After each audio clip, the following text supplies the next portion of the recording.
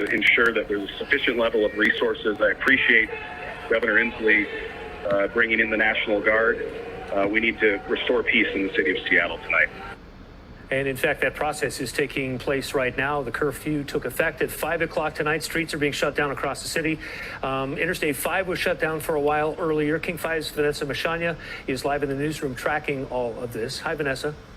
Hey there, Mark. We've seen streets around Seattle be impacted by the protest spilling into the freeway. I want to go to some video. This is about 2 hours ago, really, when the protests were beginning to ramp up. This is at I-5 right near Marion Street, and you can just see hundreds of people spilling onto the freeway.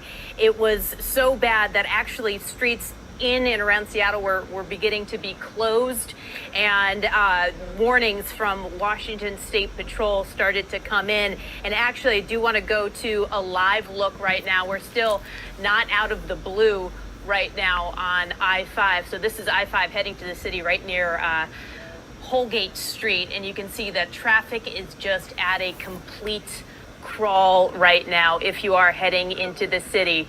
And, you know, it's a really good reminder that there is a curfew right now in effect throughout the entire city of Seattle, all of its neighborhoods. And, you know, we saw in Mayor Durkan's press conference not too long ago that if you're doing anything but working in Seattle, you should either shelter in place or stay home. Not only are the roads bad right now, but also it's the weather is not good. We've seen multiple accidents today. So if you are hitting the road or preparing to, this is just what you are going to be facing. And I also want to talk about some of these traffic tweets that we've been seeing. So state ferries, they say any ferry traffic coming into Coleman Dock from Bainbridge, from Bremerton, that is canceled until further notice. The only way that you're going to get on a ferry right now is if you're leaving Seattle going west.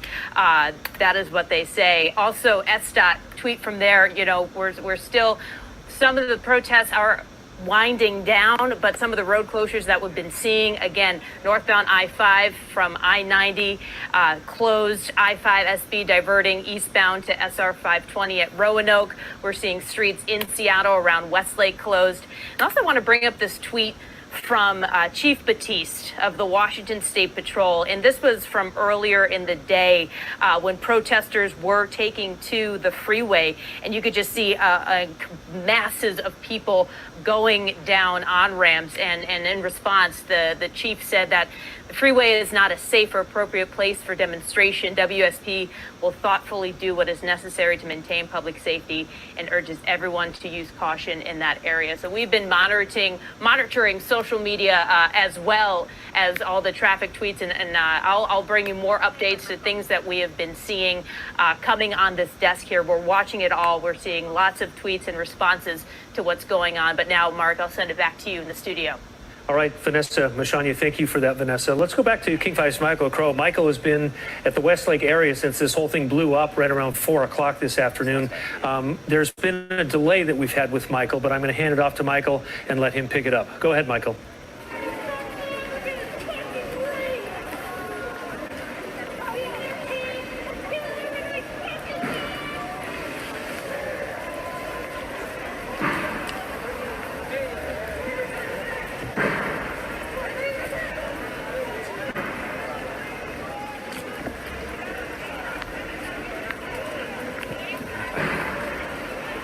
Hey guys, I don't know if you can hear me or if I'm not being able to hear you right now. I'm having a little trouble with IFB because my phone is just soaked from being in the rain out here for hours.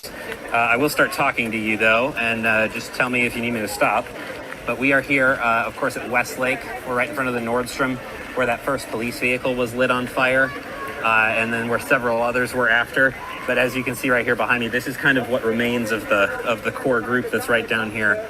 Certainly we've seen this crowd get fractured by police efforts here, not the huge crowd causing damage that we saw before, but there are several fronts now around Nordstrom, kind of in that general area where people are having this standoff with police. As you can see, police holding a perimeter around that area where some of the worst and most significant destruction was taking place. But again, this core group of people that has remained and is kind of staying there right a couple feet from police in a standoff here.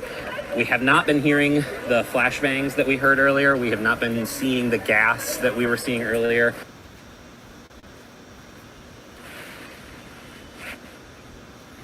All right, we lost the signal there. Wow, I'm just looking outside of our window here, just across from T-Mobile Park. A stream of cars from SeaTac Police Department just came by. Earlier, we heard Fire Chief Harold Scoggins thank the number of fire departments who have sent units here, because he said, in his words, we don't know how many fires we may see tonight. And we're looking now at a tweet from the Tacoma Police Department. This is a traffic advisory. They're announcing rolling road closures there, northbound Pacific Avenue, starting at South 21st and Pacific Ave. Traffic officers will be blocking streets for a demonstration. Please use caution in that area. So just wanted to let you know, I mean, a lot of resources are moving into the Seattle area tonight.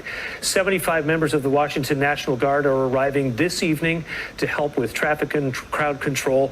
Another 125 will arrive beginning tomorrow. And as we just saw, a number of police cars from SeaTac Police Department are coming into the city. The goal right now really is just to try to restore order. As you saw from where Michael was in the Westlake area, there are still a ton of people out on the street in defiance of the city's curfew, which kicked in at 5 o'clock tonight. That curfew goes until 5 o'clock in the morning. I'm just watching Snohomish fire units, one after the other, come by into the city here. We're at the interchange here of Interstate 5 and Interstate 90. So a lot of resources coming into Seattle to simply try to secure the city, because it has been very unsecured, I should say, for a number of hours now. So we want to show you, are we going to talk about what's going on around the country right now? Is that what we're going to do? Okay, so we'll disregard what's in the teleprompter right now. We've been talking with Michael Crow and also Amy Marino, who've been covering the protests since they began about 4 o'clock in terms of the violence, the fires, the looting. Let's go now to King 5's Vanessa Mashanya live in the newsroom. What do you have, Vanessa?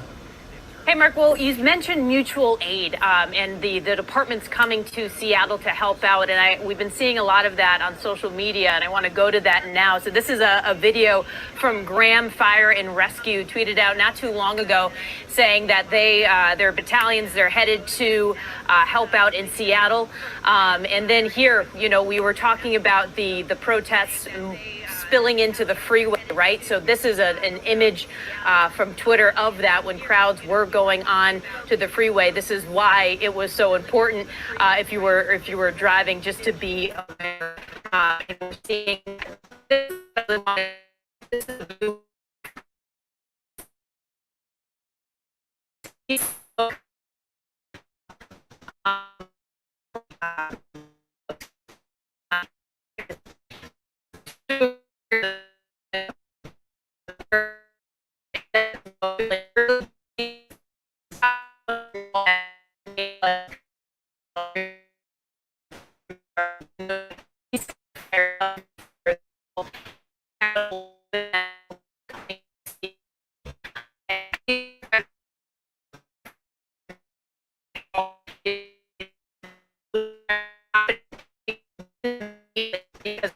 this not safe for a lot of this. So we've just been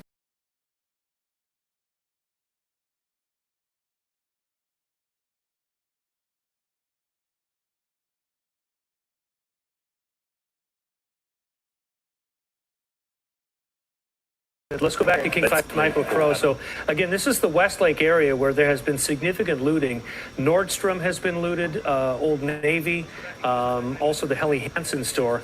Let's go to Michael right now. I'll stop. There's going to be a delay. Michael, go ahead. Hey, I think that delay has gotten a lot better as people have moved out of this area and stopped overwhelming the cell signal. But we are here downtown at Westlake, where things are definitely significantly calmer than we saw before. But I think the potential for escalation is there at any moment, as we're seeing right here. A squad of cops on bicycles there against Nordstrom just rolled up about 30 seconds ago. And these protesters were clustered up close to kind of apply some pressure to this line of police that is keeping them away from Nordstrom right now. We have heard some glass breaking up the road and some bangs. I think that's people breaking things. That's what it sounds like, some kind of clanging metal. It doesn't sound, we're seeing somebody throw trash cans around back there. I think those are SWAT officers from the sheriff, it looks like. I can see them in full gear. So certainly an increase in the presence of law enforcement right here with this group of protesters that remains after the large crowds that we saw earlier today. But this is the line that they are holding here and keeping people away from the core area where the looting and the destruction was taking place. And actually, I'm seeing dozens more of sheriff's officers. I think that's sheriff there in the distance in the green that are rolling up here. And there are hundreds of officers out on this block now, easily 200 law enforcement officers that have moved up from, a couple dozen in the last couple minutes. So what they're going to do, that is the question, and we do not know the answer to that, but we have certainly seen some clashes, and they have forced people back and created this perimeter around that core area. But that has been the question, right, is what is going to happen as this violation of the curfew that started at 5 o'clock.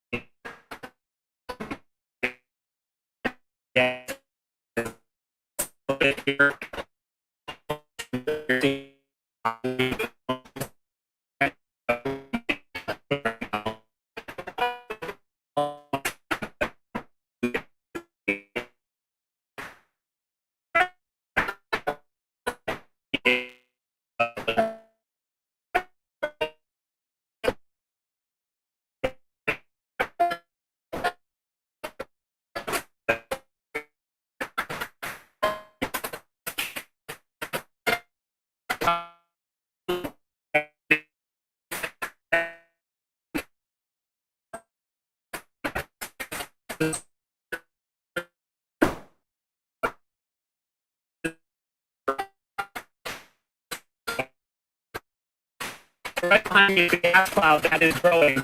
The tear gas that these officers are throwing to disperse this crowd.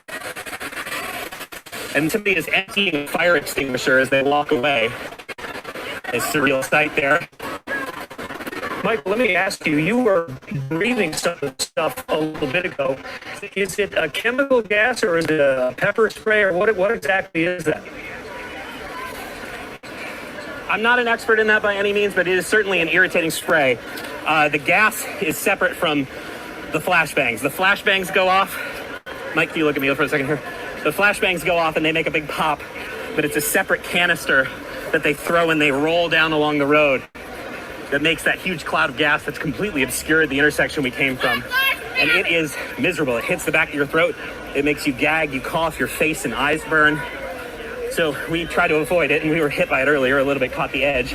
We are moving up this way because we can actually see a pretty good sized plume of black smoke coming up from the corner here. We're moving up on this just to see what it is, along with a good sized crowd as well. Oh, it is a big fire coming up from the corner here. You can see around to the right, it looks, is it a car? It is a significant fire. Stick with us, we're gonna move up here. Excuse me. Watch these cars, this is an open road. Mike.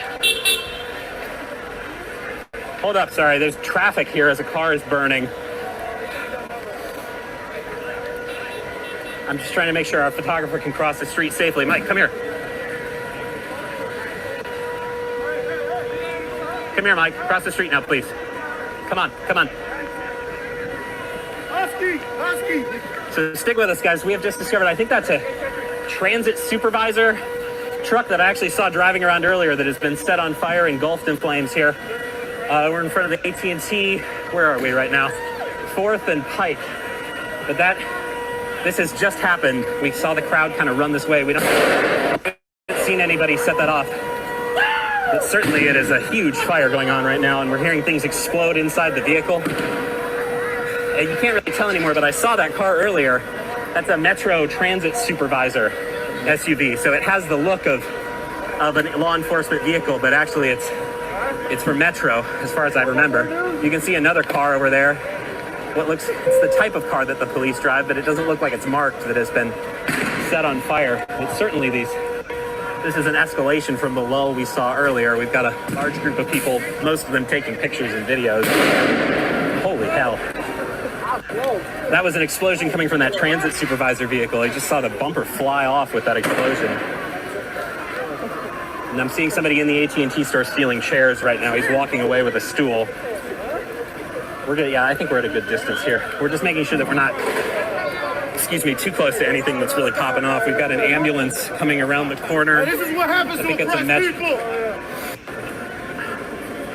The scary thing here right now, though, is honestly, the traffic has not been diverted. We have been on closed streets most of the day, but if you look left here, Mike, we have traffic moving through this space. People are trying to navigate this street in between two blazing car fires, and protesters are interacting with these. I mean, that's a Lyft driver you can see right there. And that guy's taking a picture out his window. Yeah, there's no traffic control here. It's only a couple cars, but cars are freely coming down this road that people are milling about in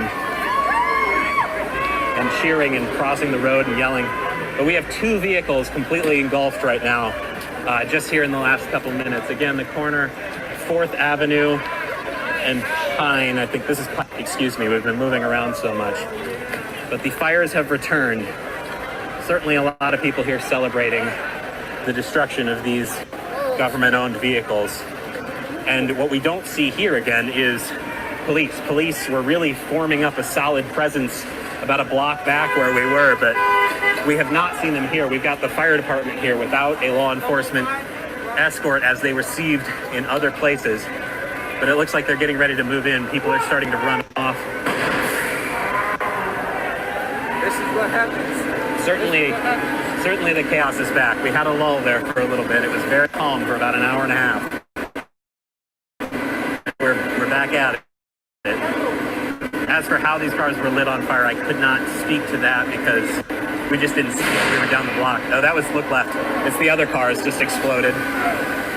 And then if you look further left, we've got, that's a sheriff tactical vehicle that's right down there. You see it? You see that? So sheriff is trying to move a tactical vehicle in, and we've got teams of law enforcement on bikes that are pushing their way in.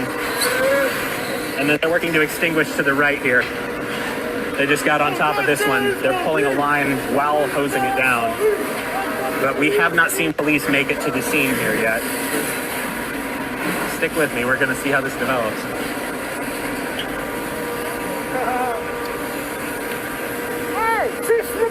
I am just struck, too, by the number of people that are here to kind of take pictures and selfies and smiling selfies with burning vehicles. It is surreal. People often come to observe crime scenes, but I've never seen anything like this. And this is going to be a big push, I would imagine, from police. That's an SPD bike squad, 2 tactical vehicles behind them.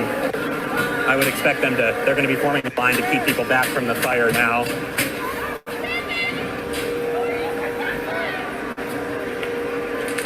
So the one car is out that the fire department has reached. Let's make sure we're not in kind of no man's land here. We don't want to be the first ones in line here when this goes down.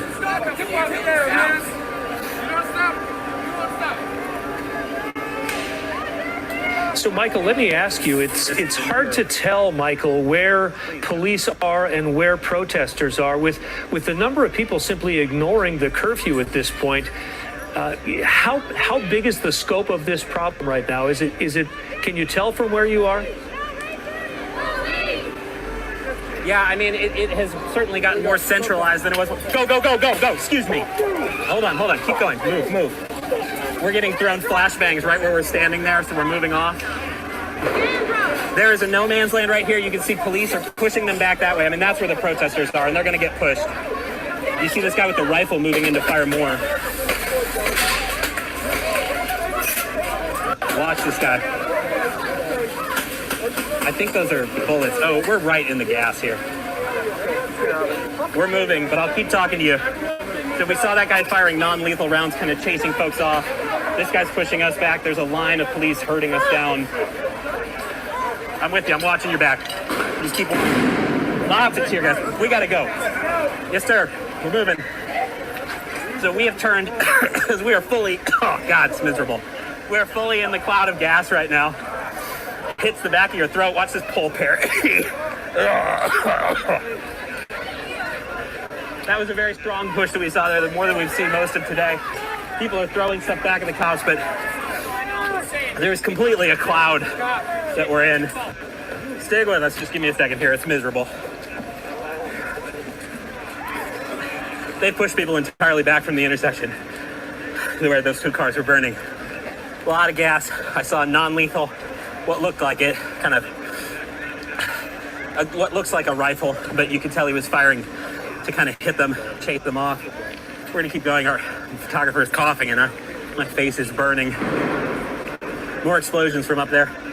I mean, look at that surreal image though, the public market sign surrounded by smoke and gas and this tactical presence in downtown Seattle. It's honestly, it's unreal. There's another firecracker. So to your original question, it appears to be, excuse me, hold on. We gotta keep moving, this gas is drifting with us. All right, I'm going to jump in here. King 5's Michael Crow on Pike Street as you're looking toward the water at the iconic Pike Place Market sign. Several more car fires just set. Police forming lines trying to get the protesters to disperse, and so it's kind of like a game of whack-a-mole at this point. Police trying to get protesters to leave, protesters refusing to leave and still setting fires there. So the situation is still very volatile. Michael started at 4th and Pike there and has moved east on Pike to get away from the chemical spray. As Michael mentioned, police are now starting to use what looks like non-lethal, perhaps rubber bullets, shooting at the protesters to get them to disperse.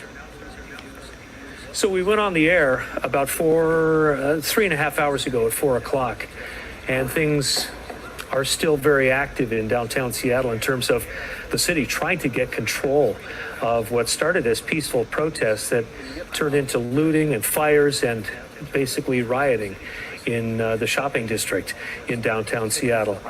So Michael Crow is down there. Michael, can you hear us now? How's your choking on the gas a little bit ago? I can hear you, we're okay. Yeah, go ahead. Yeah, I mean, sorry, I'm talking to you as I'm pouring a little bit of water on my face because it burns. What a weird day.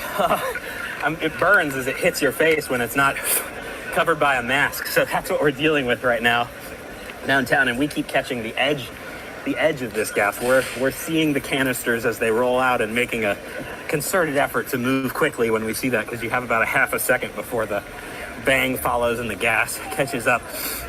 So now that we've had a second to collect ourselves, thank you for that. We have been pushed a little bit uphill from Pike Place Market, as you see right down there, where those two cars were just engulfed in flames. And that was a very, very rapid police push to address those burning vehicles. We saw tactical teams from the Sheriff's Department, SPD, moving in very quickly, immediately pushing a line in and firing those flashbangs and those gas canisters. And what I would imagine is a non-lethal round from a rifle, chasing people off along the edge. And now they're pushing up on us again. Let's listen for a second.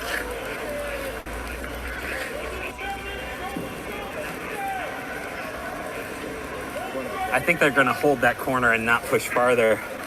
But certainly the crowd scattered here. So I know I've taken about 10 minutes to answer your question, but this is not the crowd we were seeing earlier of hundreds of people kind of moving in one cohesive way. This is fraction, broken groups that are clashing with police.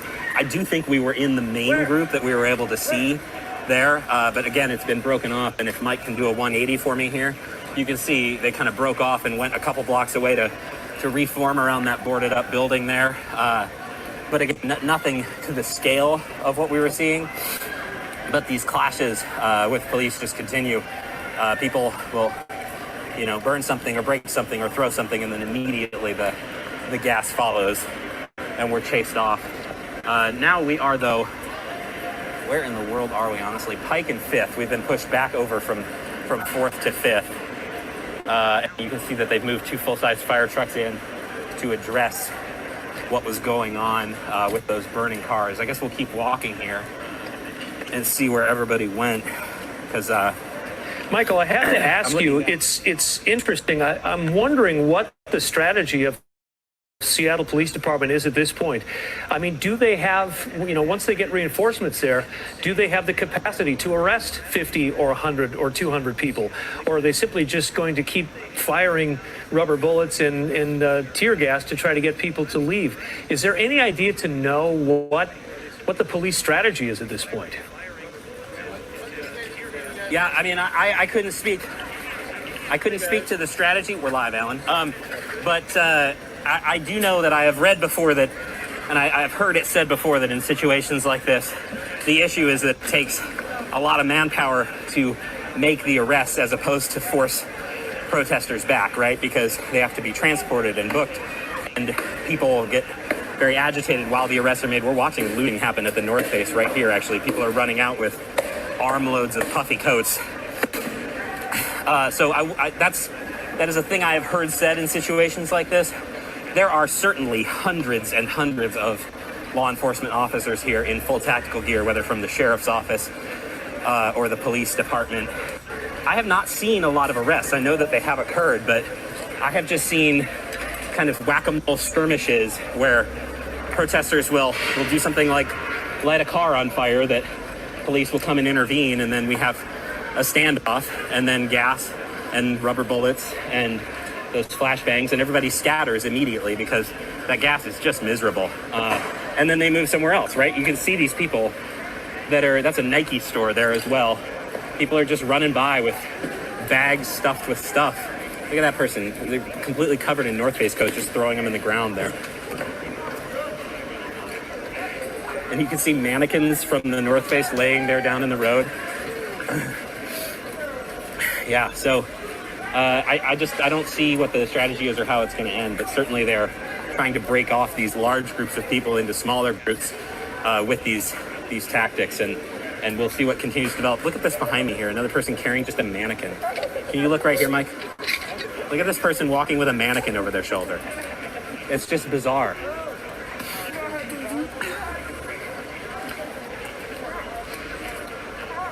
All right, Michael Crow reporting from I 5th. just don't know what to say about that. Yeah, 5th and Pike in downtown Seattle, where, as Michael is saying, the North Face store is being looted as we speak.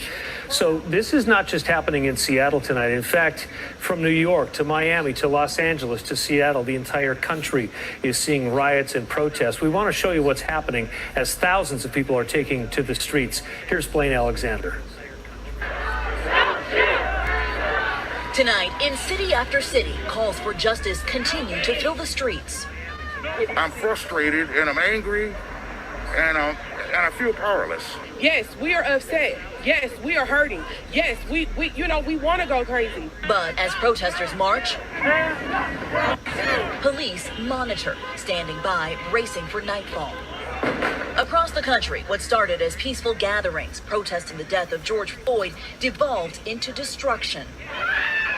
From New York, where police and protesters squared off in the streets, to Portland, where the mayor issued a state of emergency and a city curfew. Everyone off the streets by 8 p.m. after crowds set the city's Justice Center on fire. And in Los Angeles, crowds flooding the freeway, fire burning well into the night. In Oakland, a federal security guard was shot and killed overnight. Officials are still trying to determine whether this was related to the protests happening nearby at the same time. Our Joe Fryer is in nearby San Francisco.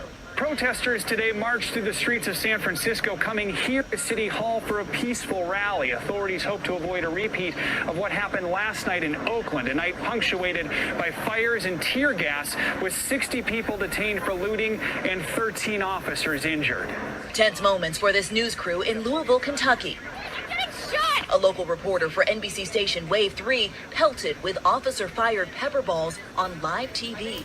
And in Atlanta, the governor issued a state of emergency after cars were set ablaze, including a police cruiser. Crowds descended on the CNN Center, defacing nearby restaurants and hotels. All of it despite this plea from Atlanta's mayor. This is not a protest.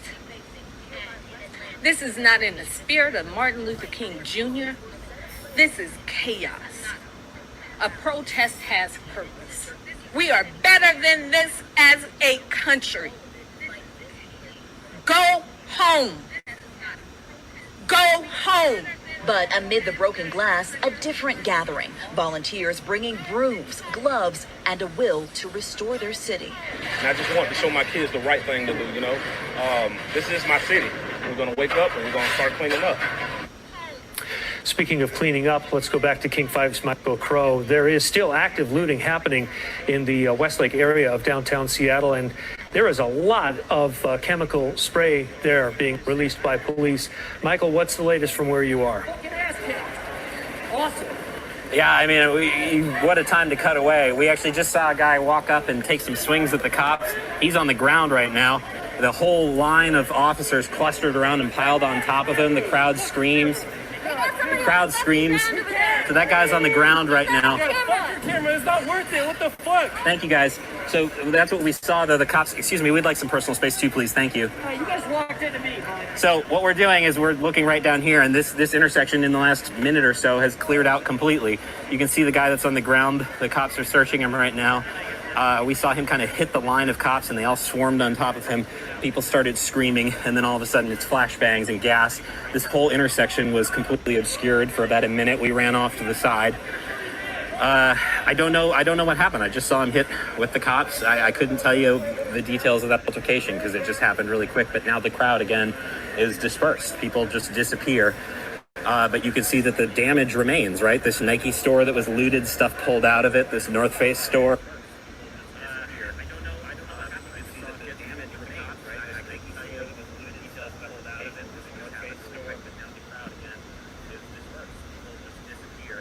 Those because they can go off. I saw that kid walking towards it, but those are the canisters right there. They go out and they spin around in a circle, and that's what deploys that really gross smoke that makes it really miserable to be here.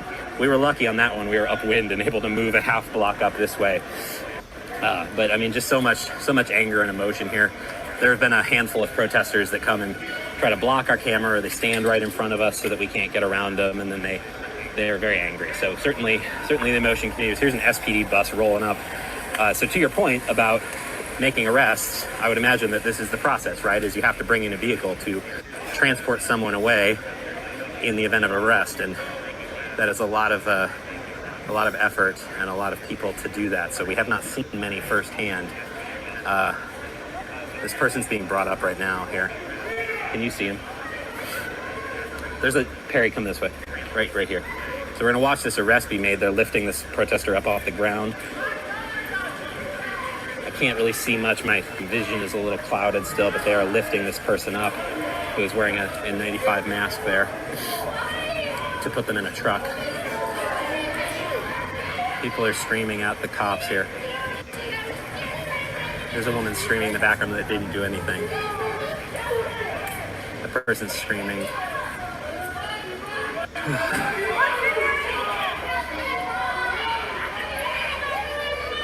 There's just so much emotion here. We're just standing in a crowd of people that's screaming at the police. And so, Michael, to be clear, you saw that guy take a swing at police, is that right?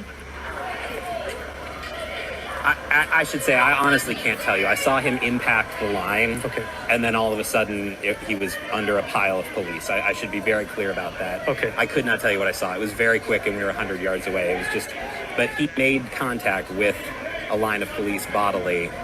I don't know how it happened. And then I saw him on the ground and a pile of cops, and everybody started screaming, because then we had to run because of the flashbangs. Michael, are you still at Pike But that's Street? what we've seen. It's chaos. We are at 6th and Pike, I think. Yeah. Okay. It might be Pine. I'm trying to look. I'm sorry. We've moved so much today. It's Pike or Pine. We're right by Nike in the North Face here. But I mean, we're in the central core, right? It's Pike. We're just in downtown Seattle. This is a shopping district. It's where people come to enjoy restaurants and fine dining and retail, and it's surreal. We're standing on a pile of North Face tags and hangers and plastic sheeting.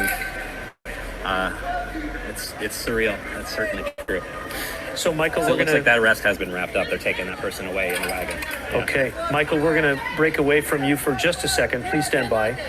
So just 2 blocks west of where Michael is, at about 3 o'clock, a protest began peacefully, and there were speakers and a large crowd at Westlake Center. Our Amy Marino talked with a woman who came to that protest with the intent of simply protesting the death of George Floyd. And she was frustrated that, in her words, that today's protest was hijacked by people who had other motives. So let's take a listen to what she said. I'm more than frustrated. I'm irate. I came down here for a planned protest, peaceful, and the anarchists, I feel, have taken over, breaking windows, taunting the police. That's not what we're here for. And I feel like now there's a curfew. We have to leave. They hijacked our protest. So I don't even think they know what they're protesting. They just wanted a reason to break windows and taunt the police and everything else. So I'm furious. What's the message you wanted people to hear today? A strong, firm message that we're not going to take our black men and women being murdered by police, and that something has to change. And I feel like this is something that was so unbelievable and unimaginable that I think we are going to be heard, but we're not going to be heard because now there's a curfew, and I'm just really I'm heartbroken. You worry that some of this is going to cloud the message? Oh, I know it is, because people, and I feel like the black community will be heard. But we're not going to be heard because now there's a curfew. And I feel like the black community is just really I'm heartbroken. Worry that some of this is going to cloud the message? Oh, I know it is, because people, and I feel like the black community will be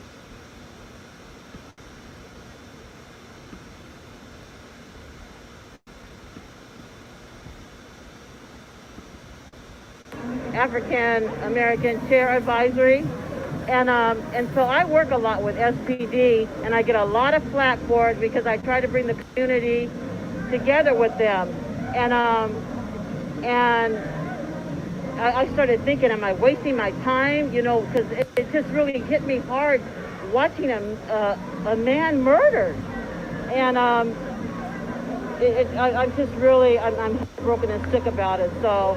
And I've had my issues with the police, but I'm trying to help bridge the gap. And even today, I was trying to be nice to 2 officers, and they were so rude to me. And I'm thinking, really? I bust my butt to try to bring us together, and you're going to talk to me like that?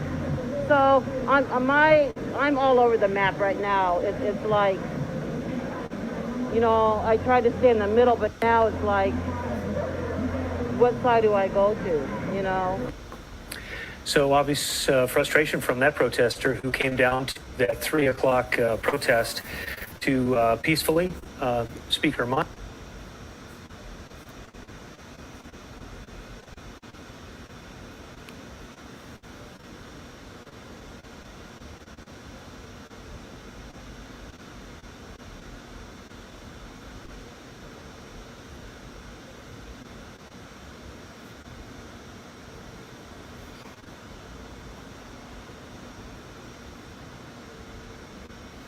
Long ago, a traffic advisory. They're saying that there are rolling road closures right now along northbound Pacific Avenue. Those closures start at 21st, and they are rolling, so they will continue down Pacific Avenue if you are planning on traveling there anytime soon. They urge caution to be used. But we're seeing some images from the protest there, and it's some folks just walking along the street. They have signs. It seems like things are very peaceful.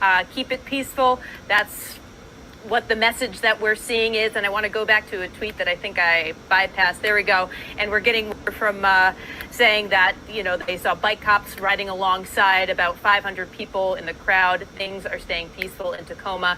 But again, if you are traveling through that area, be aware that Pacific Avenue, people are starting to gather. People are starting to demonstrate there as well. We'll keep an eye on it. But right now, Mark, things are looking like they are staying peaceful. All All right, Vanessa, thank you. And, we talked about mutual aid taking place. I just saw some police cars from Covington go by our windows here. King County Sheriff helping as well, State Patrol helping as well. And as we mentioned earlier, Governor Jay Inslee has deployed 200 Washington National Guardsmen and women to Seattle. 75 are arriving tonight to deal with crowd and traffic control as well. The hot spot, though, still here in the city of Seattle is where in the shopping district, especially along the Pike corridor there, active looting still going on. Our Michael Crow has been there from the very beginning. Michael, what are you seeing right now? Honestly, I'm moving an office chair out of the road because the road is open and I don't want somebody to hit it. Right now, we've just watched as the cops move back. We're standing right where that arrest occurred right now. It's so bizarre. The roads are open right now. People are just driving through this while I'm walking over broken hangers here from people that have been looting these stores. The cops just went off this way, and we're just following them this way to see what is happening right now. A lot of people out milling in the streets. I mean, it's graffiti on every surface you can imagine. You can see it every side around us, just lines of graffiti. Some businesses boarding up. A lot of windows spray painted or broken. Watch your step there, Mike. I mean, walking over tags from stores around here for various items. But I don't see the cops. That's the bizarre thing. Is like right up there is where the tactical vehicles pushed us all back maybe a half hour ago, and all that smoke went off, and we saw the non-lethal rounds being fired. And now they're gone, right? The burned vehicle extinguished and there's nobody there. So it does look like something's going on down to the left. We're gonna walk and check that out. Just take a step out here in the road here. There's no traffic here. These side streets though where people are driving are very bizarre. We did just watch that arrest happen. I was told that we might have that video turned around to play back of the altercation because I think Mike was shooting it because he was looking, but yeah, let's give that a watch. I'll let you guys play that. I, of course, out in the field can't see what is happening there, but that is video that we shot a couple minutes ago of an arrest happening right in front of us, and then a wagon came to pick him up. I'm just gonna let that play for a second. So watching this video earlier that Michael was talking about, a protester who apparently charged at police. Police took him down and then unleashed a massive amount of that chemical smoke being tossed back and forth in the street there. About 5 minutes after that arrest, well, for lack of a better term, a paddy wagon came up, a police van came up, and they loaded that man into the police vehicle. So we have heard reports of a number of arrests. There is a case in point of one of the arrests that has happened. Still, the effort to clear that area is ongoing because stores are still being looted as we speak in downtown Seattle. Okay, we want to get you some comments from Seattle Mayor Jenny Durkan about the use of force by Seattle Police. Let's listen to that. Number of videos circulating related to the use of force, both from last night and today. Every one of those videos will be reviewed to make sure that they're in compliance with Seattle Police Department requirements on the use of force. They will be referred to OPA, they will have a supervisory revisal, and any police officer using force inappropriately will be held accountable. We built a very robust system of reviewing use of force over the last 10 years. I also note that the Office Inspector General was present today at the Emergency Operations Center so that she could observe in live time how the Seattle Police Department was functioning within the Emergency Operations Center with other departments. I will say that the depiction and descriptions on some of the posts that I have seen are inaccurate in that they say that there was just peaceful protests. Last night, we also saw that there were a number of people who were acting destructively. They were throwing frozen water bottles, rocks, and incendiary devices at police officers. And each time that officers asked them to move, there were people who resisted. But we obviously are going to review that because we want people to know two things. Number one, you cannot use inappropriate, unlawful activity to destroy businesses and hurt people. But at the same time, we want to make sure that our police officers act appropriately, and we have a system to do so. I talked to Chief Best about that this morning and this afternoon, and she is fully committed to both of those principles. We will protect the people of Seattle, but we also will make sure that our officers act appropriately. I will also add that I have seen the officers take enormous punishment last night and today with a number of things thrown their way and force being used, devices, and fire was not able to access. The fire department was not able to access because it was not safe for them either. All right, Seattle Mayor Jenny Durkan talking about how the city is handling allegations of police abuse, police use of force. She made mention of an office, OPA, Office of Police Accountability. That's a civilian-led body, led by a civilian director that investigates complaints against the Seattle Police Department, OPA for short. All right, we want to bring in King 5's Tony Black right now because he's investigating a claim that Seattle police officers were told to turn off their body cams during all of this. Michael, what are you hearing?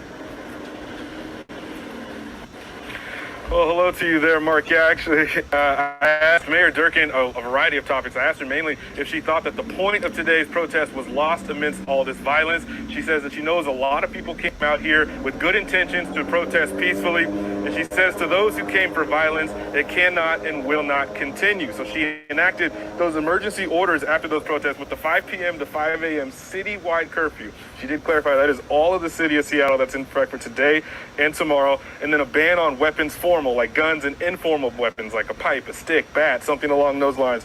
And then, of course, the National Guard has been called in for the next 7 days, which Durkan said will be to help with traffic and crowd control, and they'll be unarmed.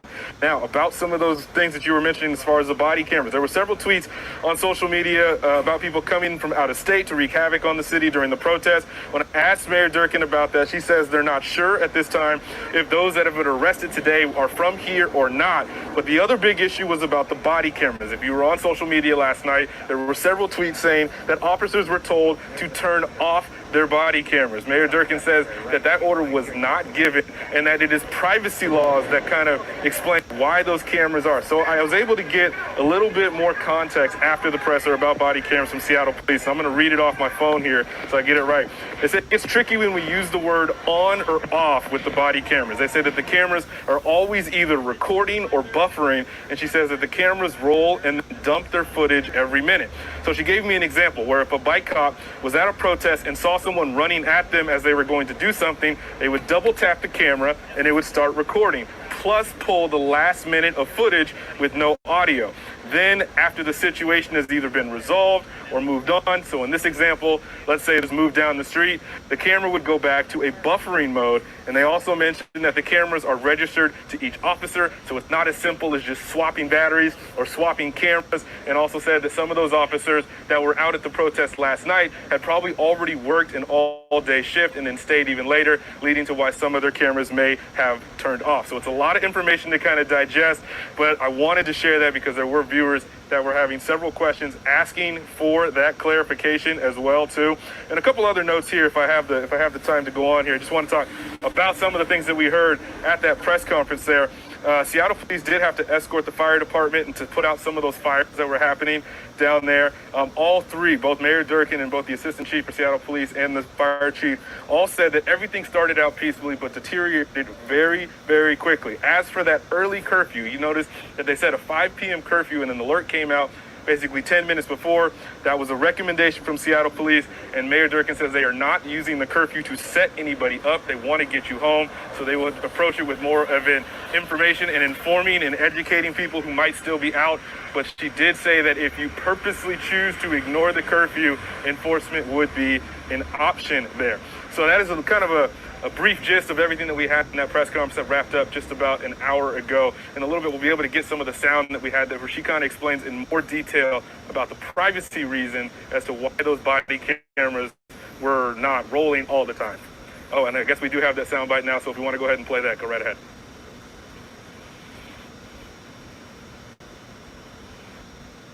Seattle has a long-standing law and culture of not believing that police surveillance is appropriate, and police inappropriately gathering intelligence on lawful and peaceful demonstrations is prohibited. And so police department, we do not turn the body cameras on unless we think there's going to be criminal activity or they have to take actions as a police officer. Our policies are written and were well thought out. They were developed with the assistance of a number of people because we do not want people to believe that police are there to surveil and record lawful protests. And so the body cameras were not on, not to hide what was happening, but to respect the right of the protesters. No, they were not told to turn them off. They do not activate the body camera unless they're going to be taking some action when they see criminal activity occurring. So that was Mayor Durkin kind of explaining some of the reasoning behind what the status of those body cameras. So we'll be sure to check in with you guys and give you some more details as we learn them throughout the evening. Now, Mark, I think I'm going to send it back to you. All right, Tony Black, thank you for that report there. We want to go now to a shot from Sky King. The helicopter is up and over 2nd and Pike. We've heard reports of Target, and you see the Target store right there, being looted. A number of stores along the Pike corridor have already been looted. We've seen looting at Nike, Helly Hansen, at Nordstrom, at Old Navy. This is further down as you get toward the waterfront at 2nd and Pike. There is a picture of the Target store. We've heard reports, have not been confirmed yet. It looks like there's a police presence gathering around the Target store there. And if you've ever been to this part of downtown, I mean, this really is a hub. It's where people get their groceries. It's where people get their home goods. That Target store serves a wide area of people who are living in the downtown Seattle area. We're going to keep tabs on that again at 2nd and Pike. And all right, let's go now to King 5's Vanessa Machania live in the newsroom with some video of all this. Vanessa. Hey, Mark. Well, it's a picture that gives you a better idea of that situation. I looked up the Target in downtown and saw that people are talking about it online. Here is the picture. This is 2nd and Union, saying that someone had just tweeted that looters had broken into Target. You can see folks on the corner there. It looks like, you see the boards on the outside of the building, and it looks like people have taken those boards away and gotten into Target. So it's something else that we're watching. Mark, you were just talking about it. We've seen looting all over downtown, lots of shops. We've seen mannequins in the streets and clothes and hangers littering the sidewalks, and now we're seeing it focused around Target, Mark. So that's what the latest that we've seen. We're going to keep an eye on it, but I'll send it back to you. Okay, Vanessa, thank you. So Michael Crow has walked from the Westlake area down a few blocks on Pike, and he is near that Target store and joins us once again. Michael, what are you seeing there? Well, you see that BMW there that's speeding off?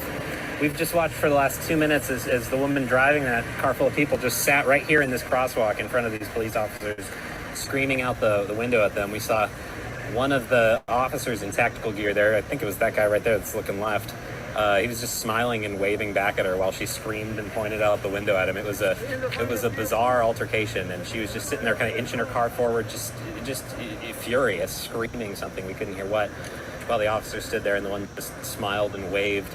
We are at the Target. You were talking about Sky King is overhead. We can hear it.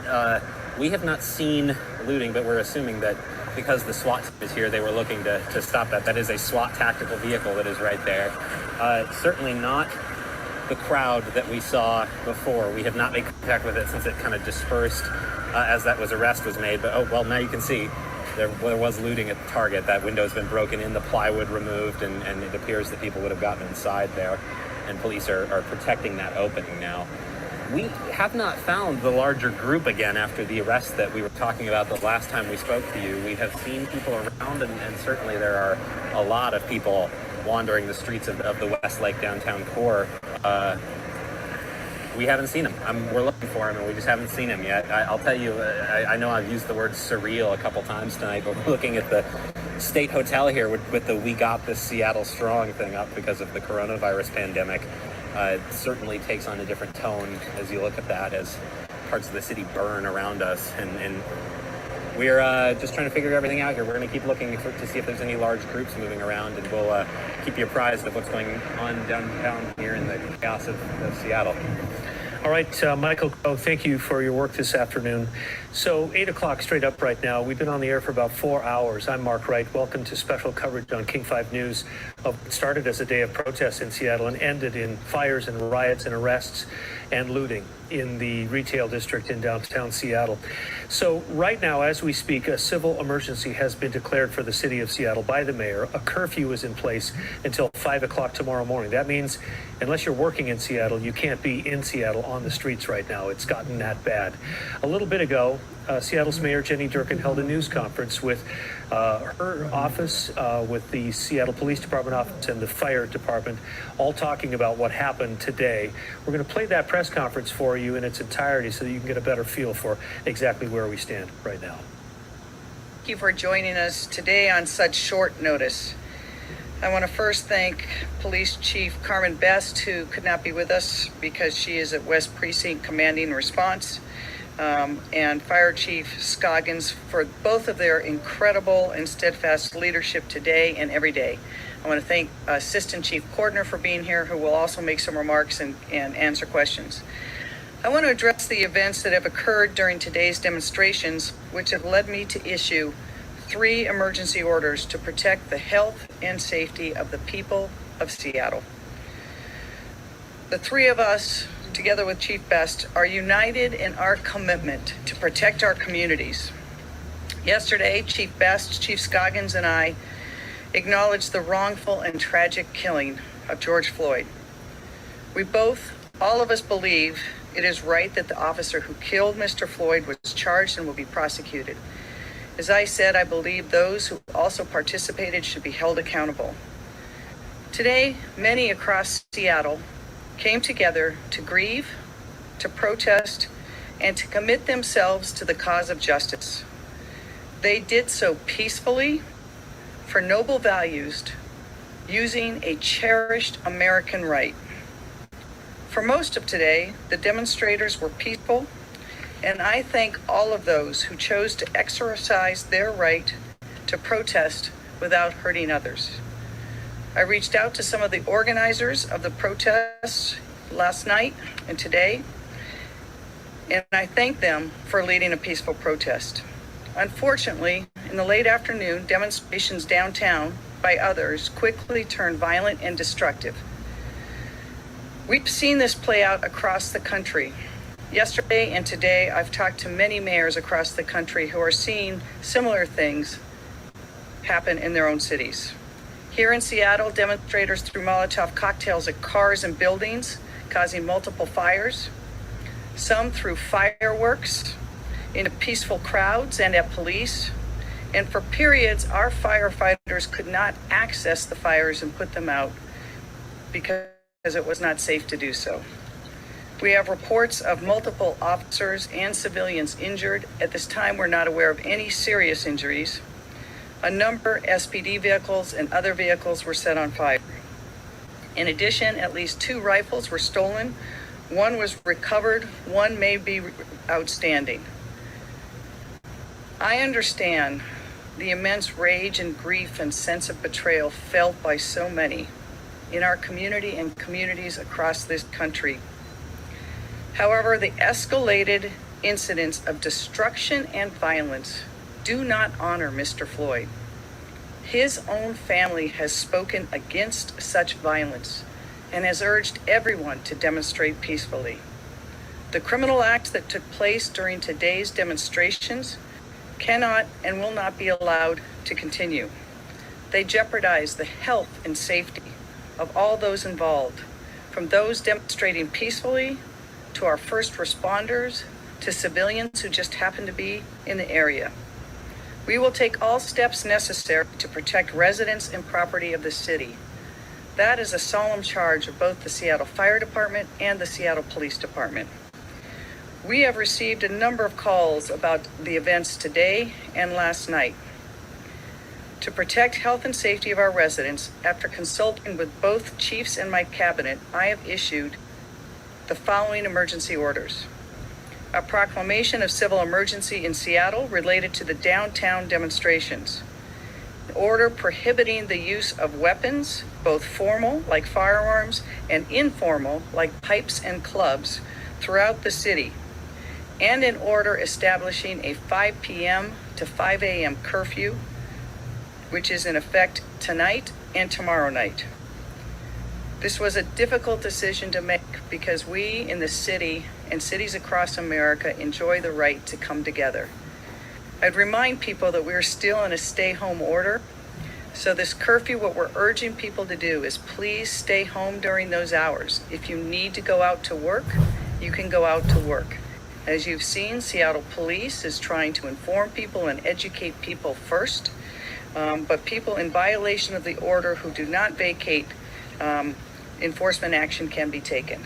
Now I'll give remarks to Chief Cordner and then Chief Scoggins, and then we'll answer any questions. Thank you.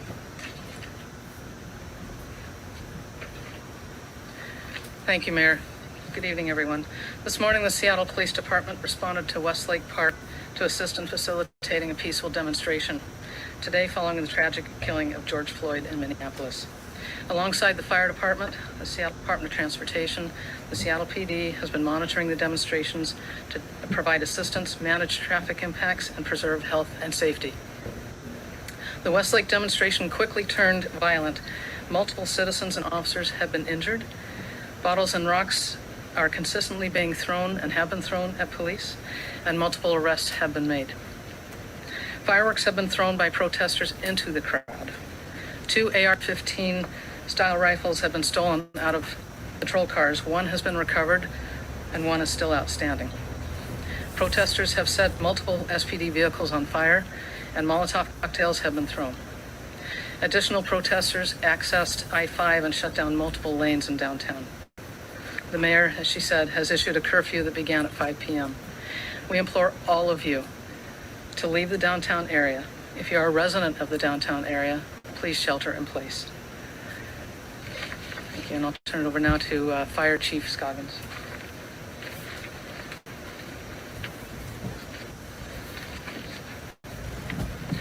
Hello, my name is Harold Scoggins, Fire Chief of the Seattle Fire Department. I want to thank Mayor Durkan for her leadership, thank Chief Best for her leadership, and all those out there in the community who are really out there supporting people's right to free speech. I want you to know our firefighters are out there working incredibly hard to keep everyone in this community safe. They have made many vehicle fires across downtown. Trying to get to them has been very challenging for us. I want to thank SPD because they provided us multiple escorts in the downtown area to put these fires out. It's really important that we try to keep this community safe.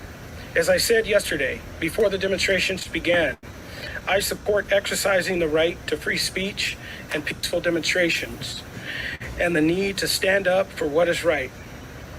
But this is not the way to do it, by causing unnecessary chaos and danger to those who are protesting and those who are in community.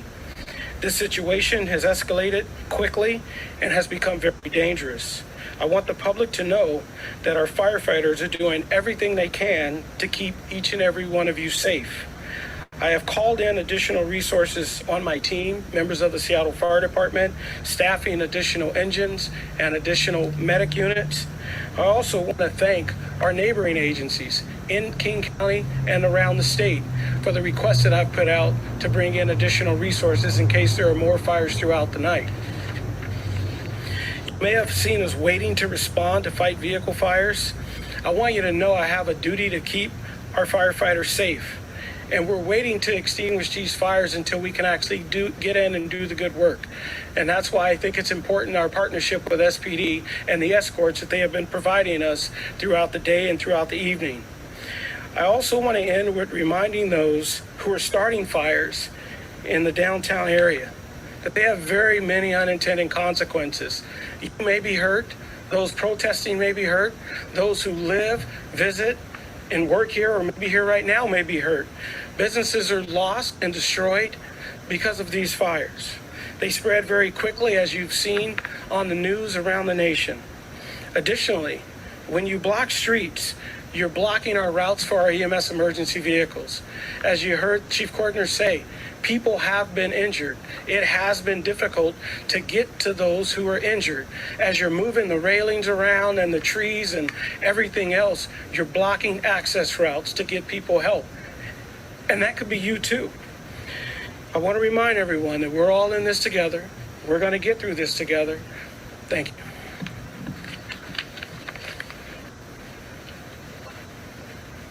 Thank you, Chief Gordner and Chief Scoggins. In addition, I want people to understand that I did speak to the governor tonight, and on the recommendation of Chief Best, we did ask for the National Guard to be mobilized strictly in a protective role. They will be unarmed, but will be traveling to the city to provide traffic control, infrastructure protection, and the like. We do not know what time they will arrive, but it will be sometime this evening. In addition, I've received calls from federal authorities.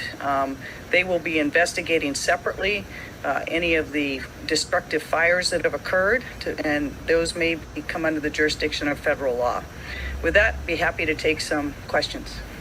Thank you, Mayor. Thank you, Chief Scoggins, and thank you, Chief Cordner. As a reminder to everyone who's attending on the WebEx link today, we will be taking questions in order. We will mute and unmute your microphones. And if you would like to ask a question, please send an email to anthony.derrick, D-E-R-R-I-C-K, @seattle.gov. Our first question will be from Lily Fowler, Crosscut, followed by Daniel Beekman at Seattle Times. Lily, the floor is yours. Hi, thanks. I am seeing a lot of people commenting on the fact that the curfew was called so last minute, 10 minutes before the actual curfew, and feeling like that was unfair and setting people up. What's your response to that?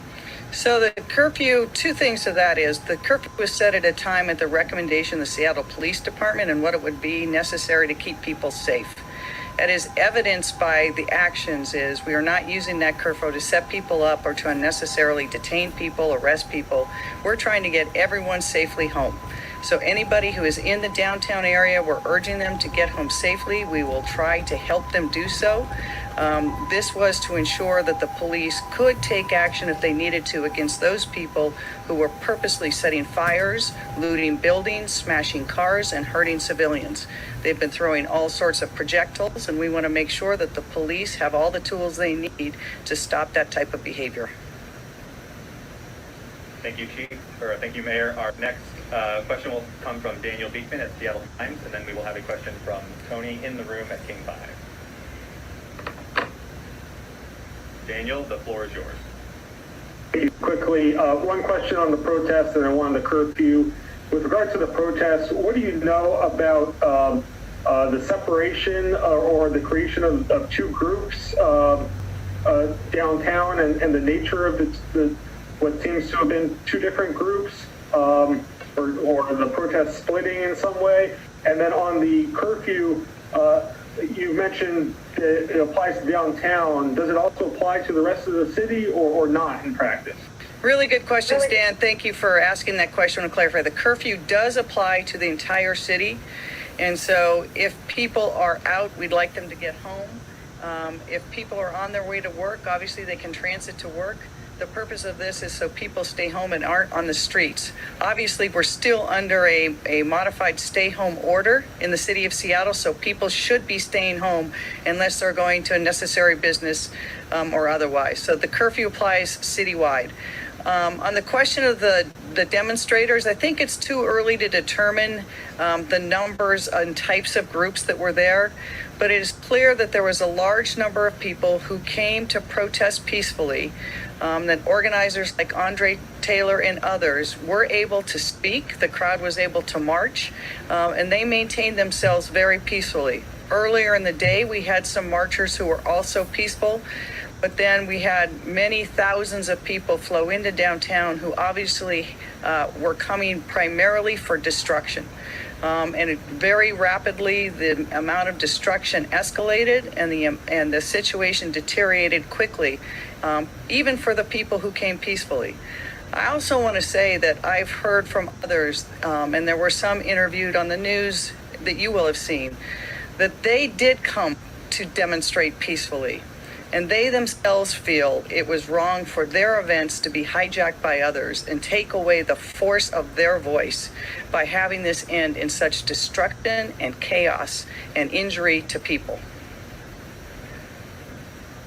Thank you, Mayor. Our next question will be from Tony King 5 and followed by Kate Walters, KUOW.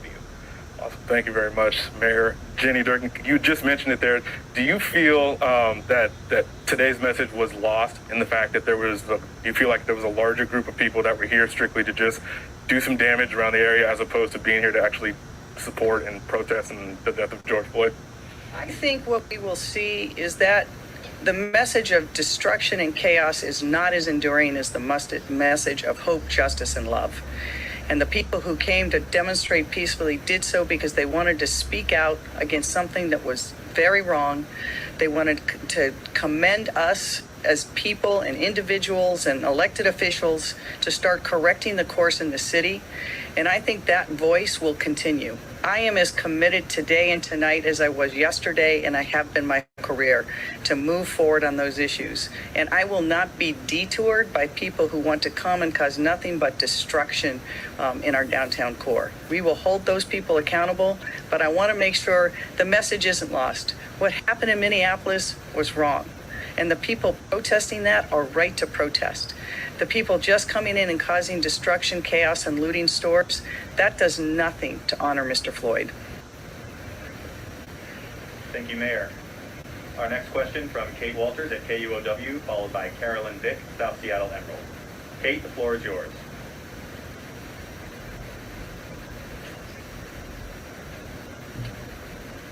We were informed in advance that Kate may have some issues, so we do have her questions here. Let me just pull them up really quickly. In the meantime, Carolyn Vick, if you would like to ask your question, the floor is yours. Great, thank you. I actually have a couple of questions. There was at least one Facebook live stream showing police officers using flash bombs and tear gas against what appeared to be peaceful protesters backing up with their hands up. Will these officers' actions be reviewed? And then I also wanted to ask about the video on Nikita Oliver's page showing police officers with their badge numbers covered, and I wanted to know why this was allowed.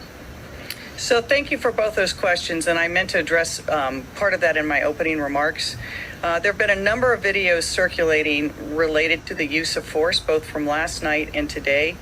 Every one of those videos will be reviewed to make sure that they're in compliance with Seattle Police Department requirements on the use of force. They will be referred to OPA, they will have a supervisory revisal, and any police officer using force inappropriately will be held accountable. We've built a very robust system of reviewing use of force over the last 10 years. I also note that the Office Inspector General was present today at the Emergency Operations Center so that she could observe in live time how the Seattle Police Department was functioning within the Emergency Operations Center with other departments. I will say that the depiction and descriptions on some of the posts that I have seen are inaccurate in that they say that there was just peaceful protests. Last night, we also saw that there were a number of people who were acting destructively. They were throwing frozen water bottles, rocks, and incendiary devices at police officers. And each time that officers asked them to move, there were people who resisted. But we obviously are going to review that because we want people to know two things. Number one, you cannot use inappropriate, unlawful activity to destroy businesses and hurt people. But at the same time, we want to make sure that our police officers act appropriately, and we have a system to do so. I talked to Chief Best about that this morning and this afternoon, and she is fully committed to both of those principles. We will protect the people of Seattle, but we also will make sure that our officers act appropriately. I will also add that I have seen the officers take enormous punishment last night and today with a number of things thrown their way and force being used, devices, and fire was not able to access. The fire department was not able to access because it was not safe for them either. And do you have a second question? I think I missed your... the badge. I'll look into that question. My belief is it was not badge numbers covered up. That is a traditional way that police officers recognize if a police officer's life has been lost. But we will follow up with that and get back to you on that. Thank you, Mayor, and thank you, Carolyn. Questions submitted by Kate Walters. We have 3. Number 1, what is the one thing you need people waking up Sunday morning who may or may not have been following today's news to know? I think the number one thing we want people to know is this has been a rough time for Seattle for 2 months.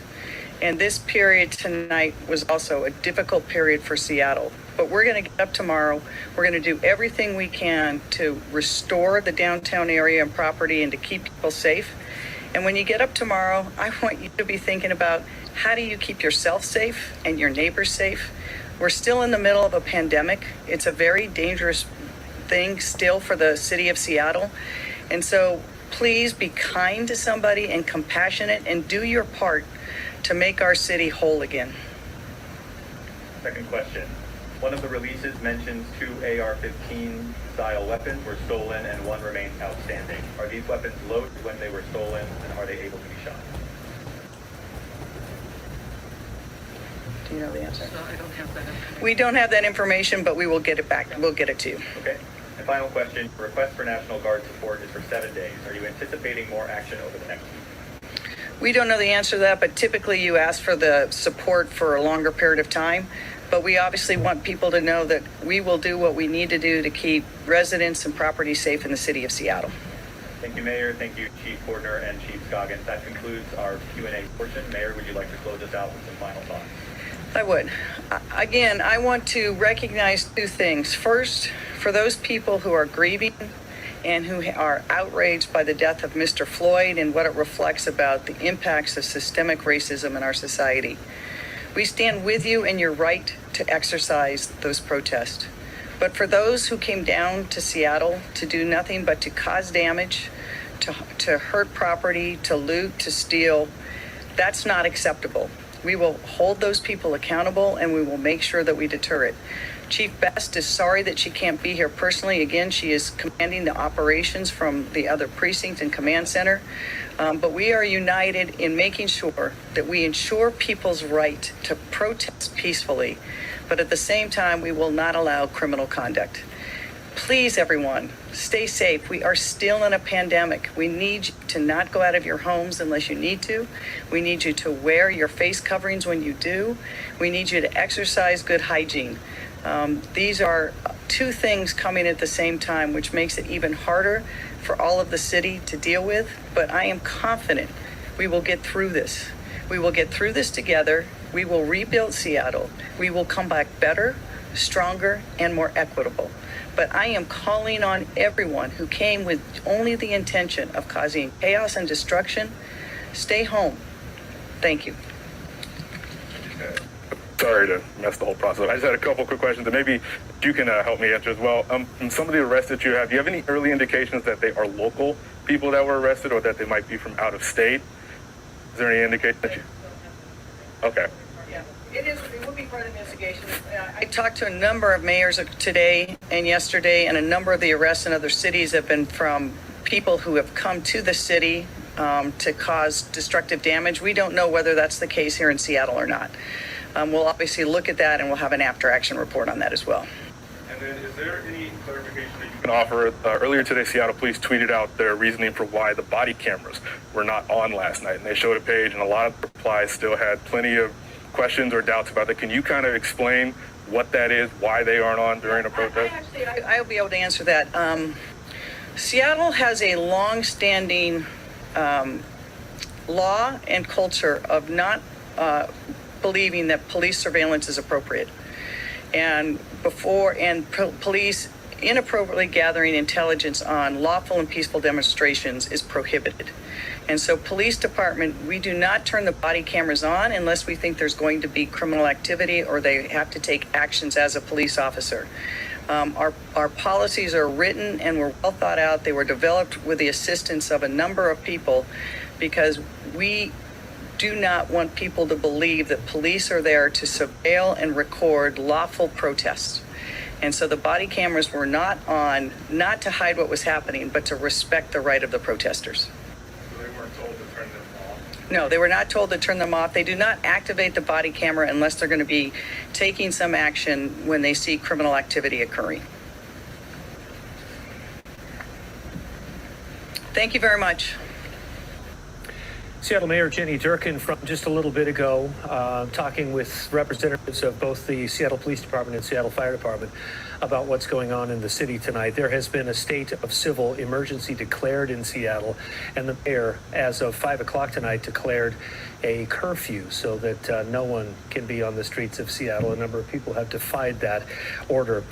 We want to take you back live to the Ground Zero area, basically the corridor on Pike Street here in Seattle, from probably about 6th all the way down to 2nd. As you can see, a line of police officers. This is 4th and Pike right now. This really is where most of the looting happened a little while ago. Nordstrom, Helly Hansen, Eileen Fisher, where a fire was set, Old Navy, all of those stores have been looted. And farther down toward the waterfront, when you get to 2nd and Pike, the Target store was looted a while ago, but a strong police presence now guarding those areas. This is a very different picture from what we saw probably about an hour ago, when there was a large group of people still uncontained, but it looks like this area, at least at 4th and Pike. And thanks to our photographer, Alan Reed, on the scene there, showing that this area is very well secured at this point.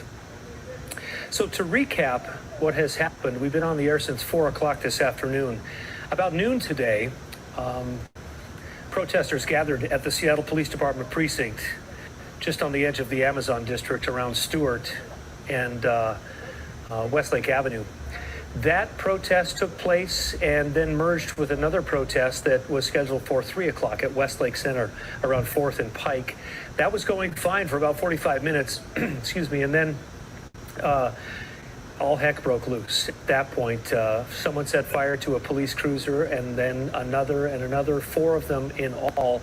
Fires were started, the looting started, and police really had their hands full at that point. The looting continued for quite a while, and then several more car fires happened after that. So that's kind of a recap of what's been happening in this area. The biggest impact in terms of what's happened today, thankfully no serious injuries, some minor injuries reported, but John Scholes with the Downtown Seattle Association, his organization represents the businesses in this area. That group probably is feeling the brunt of what happened today, and we talked with John a little bit ago. Let's listen. We're in the middle of the deepest economic crisis since the Great Depression in Seattle. So the damage, the looting is putting the livelihood and lives of our fellow Seattleites in jeopardy, as well as the lives and safety of first responders, of your own reporters, your camera crews that are down there bravely covering all of this chaos. The folks who came downtown today and infiltrated peaceful marches are cowards, and they're putting at risk the lives of great people in our community that have been protecting and serving us through a pandemic and risking their own lives, and journalists that have covered peaceful protests, and they're putting the lives of those who came down to gather and mourn the tragic killing of George Floyd at risk. They're cowards. It's an incredibly sad day for Seattle. John, I have to ask you, and let's just be honest about it. There has been a contentious relationship at times between the downtown Seattle business community and the police department, because I think there was a feeling in times past that perhaps the police waited too long to shut things down, and they simply marched alongside protesters. And I'd like to know, just from your perspective, honestly, what is the relationship like now in terms of your association's perception of how SPD deals with these types of protests? I think SPD in recent years has made some incredible strides to better manage protests that are aimed at turning violent. We've seen much better May Days over the last several years than what we saw 7 or 8 years ago. And there will be plenty of time to assess what intelligence there was in regards to the violence that took place today and the level of resources that were deployed to manage it. Clearly, the cowards have had their day to destroy our city and have caused an incredible amount of damage that is going to be expensive to deal with. They put lots of people's lives at risk, and nobody wants to see this in our city. I think we need to focus now on restoring the peace, and we need to be prepared for these cowards to come back tomorrow night and the next night. We need to ensure that there's a sufficient level of resources. I appreciate Governor Inslee bringing in the National Guard. We need to restore peace in the city of Seattle tonight. John Scholes with the Downtown Seattle Association. To the point that John was making about restoring the peace, Governor Inslee deployed or has issued orders for 200 Washington National Guardsmen and women to come to Seattle to help restore the peace. 75 of them are arriving tonight. Excuse me. The other 125 will start arriving tomorrow. A number of police agencies, a number of fire agencies from outside the city of Seattle have also arrived here to help out Seattle police and fire tonight. Let's go now to my colleague Vanessa Mashani live in the newsroom. She's been tracking social media and other points of perspective on this. Vanessa? Of fire and destruction and chaos happening in Seattle, but I want to take your attention to Tacoma, because it is a much different scene there. It is much peaceful, and the protesters there are having their message heard in a way that is looks respectful and peaceful. And here's some new images from Tacoma. You see folks marching down what I believe is Pacific Avenue and downtown Tacoma, and everything is remaining pretty much peaceful for what we've seen. We've seen folks walking along the street, keeping things moving. If you are traveling in Tacoma, just have a heads up that police say that there is a rolling road closure going on down northbound Pacific Avenue. It began at South 21st Street. Again, images from Tacoma, people with signs. It is very wet there, as you can see, but people are staying peaceful and calm there and getting their message out in a way that is seems to be respectful to everyone in the business in that area. And I've seen a lot of positive praise of the protesters in Tacoma there tonight. We'll keep an eye on the situation. We'll see what's going on there. But for now, some good news to report out of Tacoma, guys. All right, Vanessa, thank you. Excuse me. We want to go back now. This is back in the Westlake area where looting has been going on for quite some time now. This is a picture of the North Face store. There's obviously a Seattle police officer standing in front of a smashed out window with some graffiti on the outside of the building.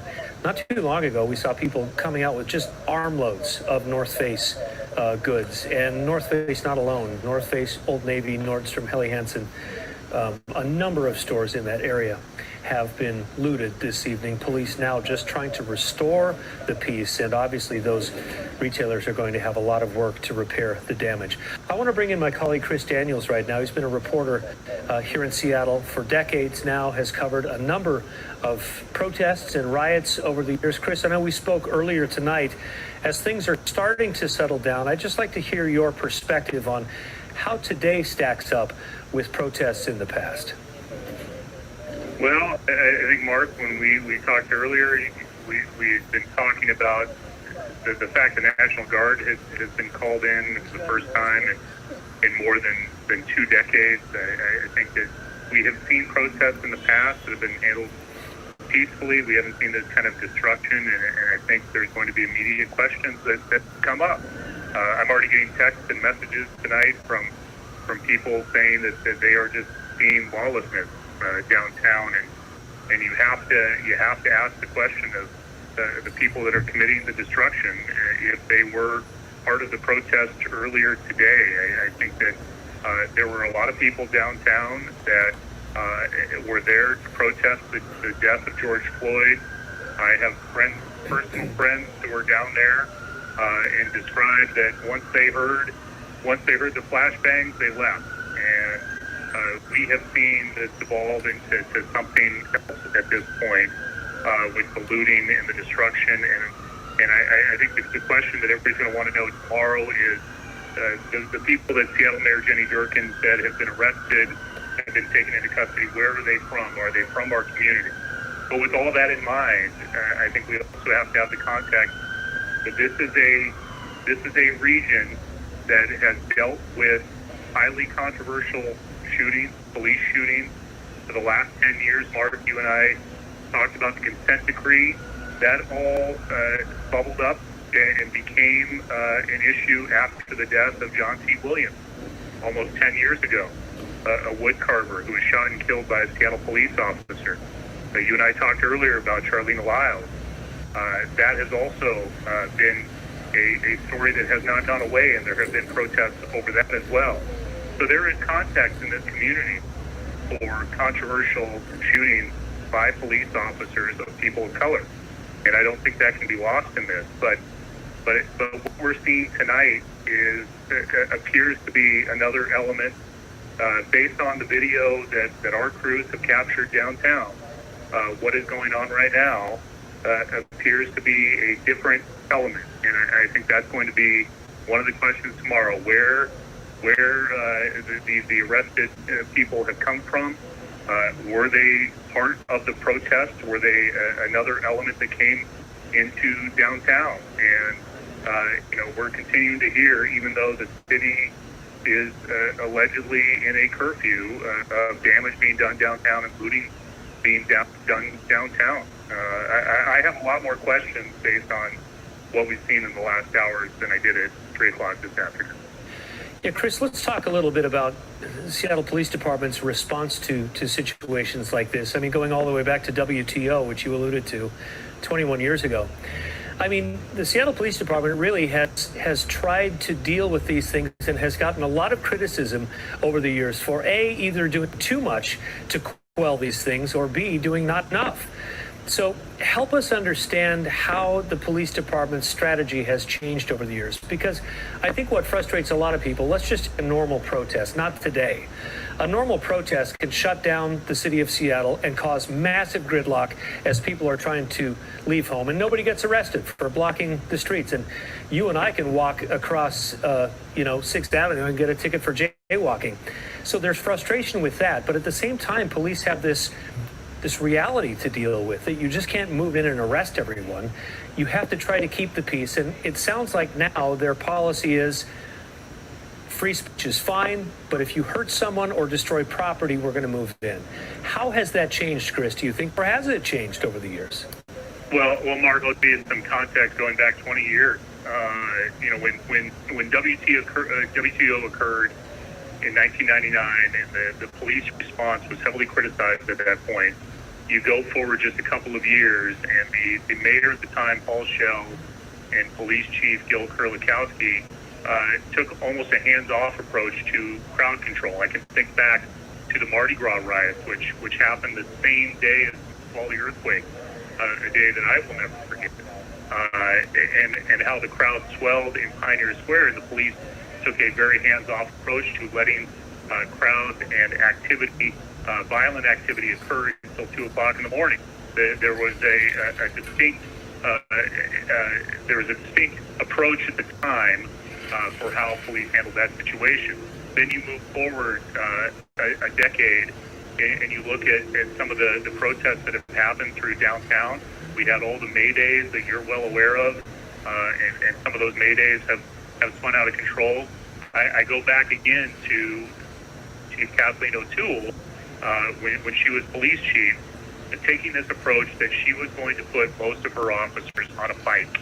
And there is a strategy behind that, because the officers that are on a bike can use those bikes as fences to help corral a crowd, to move a crowd if and only if it goes out of control. But a lot of those protests and marches that we've seen through the streets of Seattle during her time went rather peacefully, and police were seen almost as peacekeepers in lining the sidewalks so people could walk through the streets. I think one of the questions that comes out of tonight is just the approach. And granted, there is a whole lot more to this conversation about policing and policing during this week, and whether there was a certain approach from the police department on how they were going to trying to handle the crowd coming downtown. But this, what we have seen tonight, Mark, is something that we have not seen since WTO in 1999. Wow. Chris, I really appreciate your perspective there. So that's from the law enforcement perspective. You're our chief political reporter now, and I have to ask you, this is happening all over the country tonight, Chris, and it's happening at a time of unprecedented challenges to our country. I mean, we're right in the middle of this COVID-19 pandemic. Without racial tensions, without that, we're in a very challenging time. I'm just asking politically, how do we start to address this in light of everything else that's going on? Because clearly, I mean, this is happening all over the country tonight. Well, I think, Mark, one of the things that we can all do a better job on in this country right now is empathy. That's the ability to understand and share the feelings of another. And during these challenging times, there has been a lack of that, and we can all do a better job with empathy. All right, Chris, thank you. King 5's Chris Daniels, appreciate your perspective going back decades covering these stories as they've been happening. Let's go now to King 5's Amy Marino. She's been dealing with some protesters there, but I want to go to Amy. You've been on a little bit of a break. Tell me how things have changed where you are, Amy. Well, the group seems to be very much on the move at this point, as Seattle police have been sending their tactical gear around, some of their tactical units. And I have to keep a little bit of an eye out. We have a lot of people moving right now up and down the streets. It seems like they're making a very active approach to try and disperse the crowds that are out here right now. We've seen the bike officers trying to move around, and once they have been seeing them use those tactical vehicles.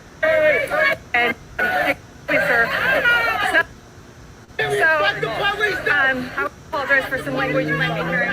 Back to you, Mark. Yeah, I think let's let Amy get to a safe spot there. Obviously needs to address what's going on. Sorry about that, Amy. I'm sorry about any profanity that you may have heard. Again, there's a curfew in place right now in Seattle since 5 p.m. tonight. It's in effect until 5 a.m. tomorrow. So anybody on the streets of Seattle is in defiance of that. Amy is just trying to do her job down there. It's getting harder as the hours go on. Say that again, Alex? Oh, Interstate 5 is closed? Okay, and this is being blocked at Holgate to keep. I'm not really sure. I'm talking with my producer in the booth as to why. Are there protesters, Alex, on the freeway there? Okay, so preventive measure. Thank you to my producer Alex in the booth. Part of Interstate 5 is being closed now to try to prevent people from getting onto the interstate. And as Mayor Durkin said, I mean, she's telling people don't come into Seattle unless you work in Seattle. You should not be coming into Seattle. And everyone on the streets of Seattle is in defiance of the curfew that is in effect right now. So we got some perspective from King 5's Chris Daniels. We heard from John Scholes from the Downtown Seattle Association. Those retailers have a massive cleanup job. And John was talking about, these retailers are facing the toughest time they have ever faced in the history of their organizations. And on top of that, we are seeing an even more challenging time now that they're going to have to fix massive amounts of damage. And I'm just looking. We have a street side studio here in SoDo, and more police units are going by heading into downtown Seattle. This is going to be a long night, everybody. We've seen units from all over the place. Covington, Bellevue Fire. My colleague Tony Black is going to join us now. And Tony was answering some of your questions on social media earlier as to whether Seattle police could selectively turn off their body cams to prevent things from going onto the body cams. Tony, you talked with the mayor about this and cleared this up for us. Tell us more. Yeah, hey there, Mark. I did. We had talked at length with the mayor about that, about the body cam. There's a lot of privacy issues and one thing to go in that, and I'll be sure to break that down for you also, too. But another thing that is happening on social media is that last night you maybe saw a lot of videos of people with interactions between the protesters and the police, things getting physical between there. Mayor Durkin said that they are going to be reviewing all of those videos, and here's a little bit more of what she said about that and what Seattle police will do. Number of videos circulating related to the use of force, both from last night and today. Every one of those videos will be reviewed to make sure that they're in compliance with Seattle Police Department requirements on the use of force. They will be referred to OPA. They will have a supervisory revival, and any police officer using force inappropriately will be held accountable. We've built a very robust system of reviewing use of force over the last 10 years. I also note that the Office Inspector General was present today at the Emergency Operations Center so that she could observe in live time how the Seattle Police Department was functioning within the Emergency Operations Center with other departments. I will say that the depiction and descriptions on some of the posts that I have seen are inaccurate in that they say that there was just peaceful protests. Last night, we also saw that there were a number of people who were acting destructively. They were throwing frozen water bottles, rocks, and incendiary devices at police officers. And each time that officers asked them to move, there were people who resisted. But we obviously are going to review that because we want people to know two things. Number one, you cannot use inappropriate, unlawful activity to destroy businesses and hurt people. But at the same time, we want to make sure that our police officers act appropriately, and we have a system to do so. I talked to Chief Best about that this morning and this afternoon, and she is fully committed to both of those principles. We will protect the people of Seattle, but we also will make sure that our officers act appropriately.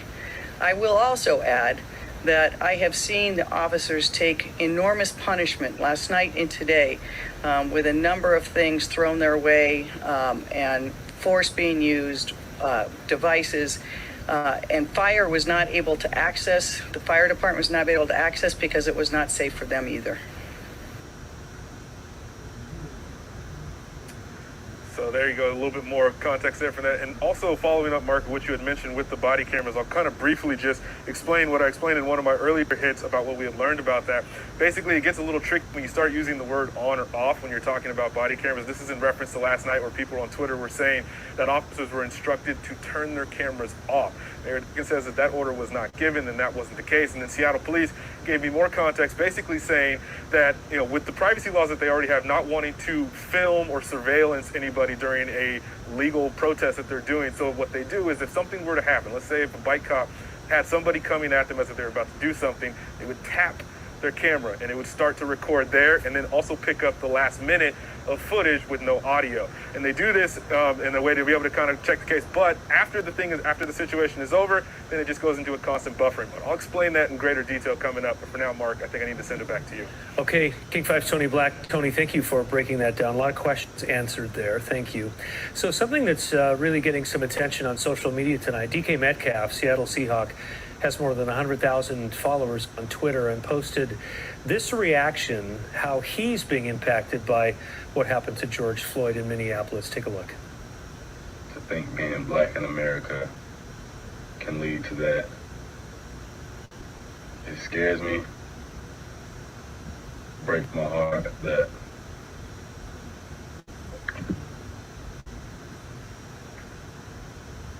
my uncles go out into the world today and that could be them.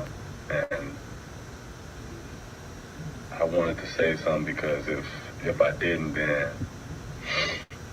I felt like I would be supporting that, and that's not right. That's totally not right. So DK Metcalf reacting to the death of George Floyd, as is a lot of the country tonight. There have been protests from New York to Miami, Los Angeles, up here in Seattle, and I'm just looking at a massive police response outside of our windows here at just across from T-Mobile Park. From every jurisdiction you can imagine, the Sheriff's Department, SeaTac Police Department. We're going to try to figure out what this is about. It's sizable. In the meantime, we need to let you know that 200 members of the Washington National Guard have been activated by Governor Inslee tonight. 75 of them are arriving tonight to try to help keep the order. A lot of stores have been broken into and are just simply wide open at this point. So I asked David Postman, he is the Chief of Staff of Governor Inslee, about this deployment of 200 National Guardsmen and women. This came at the request of Mayor Durkan and Chief Best. They reached out a couple of hours ago and said that they felt they needed some backup help, and could the Guard do that? And that is a role the Guard plays. So they will do they'll work under the auspices of the local officials. The Guard command is not directing them when they're there. They're an extension of the city officials. They'll be unarmed. They will work on protecting against infrastructure damage. They'll help with crowd control, perhaps traffic management as well. We hope that we'll have about 75 there tonight, and then the remaining of that 200 will keep coming in through tomorrow, we hope. David, do we know how long the Guard's going to be activated? We don't. In fact, the letter does not specify at this point. It just says to perform such duties as the Adjutant General deems appropriate. So we have a little flexibility here. All right, so David Postman from the governor's office, his chief of staff, talking. So during that soundbite, I was able to take a peek outside. Probably 25 or 30 police units are now headed up First Avenue into downtown Seattle, along with a large van as well. So our crews there, Amy Marino, is in downtown Seattle, will be able to give us a better idea of what's happening in just a bit. In fact, if Amy is available, I think that things have settled down. She was getting hassled by protesters a bit ago. Amy, give us an idea of what's happening. I wanted to give you a heads up. There's a huge line of police vehicles headed up into downtown on First Avenue right now. Yeah, we're actually in the area of 4th and Pike, really close to kind of where all this started. There's obviously some officers still out here in this area, and I want to call your attention across the street to another burned out police vehicle. We've seen several images of those tonight, and here's another one here in the area of 4th and Pike. Just for context, if you know the downtown area, that's the Bridge jewelry store there. And as we walked over from our last location, we were pretty close to Benaroya Hall then. We just saw store after store with broken windows. We saw people doing quite a bit of graffiti. It's not going to just be the broken glass and all the merchandise that's been taken from stores. There's going to be a lot of cleanup in downtown in the coming days in terms of graffiti. We saw trash cans that were thrown out in the street and damaged, and just things that are just in complete disarray. So this is going to be quite a cleanup effort to try and restore downtown to what it was, and just a tremendous amount of destruction. We're hearing Walgreens, Target. I mean, there are just numerous businesses that have been impacted by this. Still officers out here, and we've seen as tactical vehicles moving around. I've also noticed quite a bit of traffic. It appears some people are actually starting to disperse.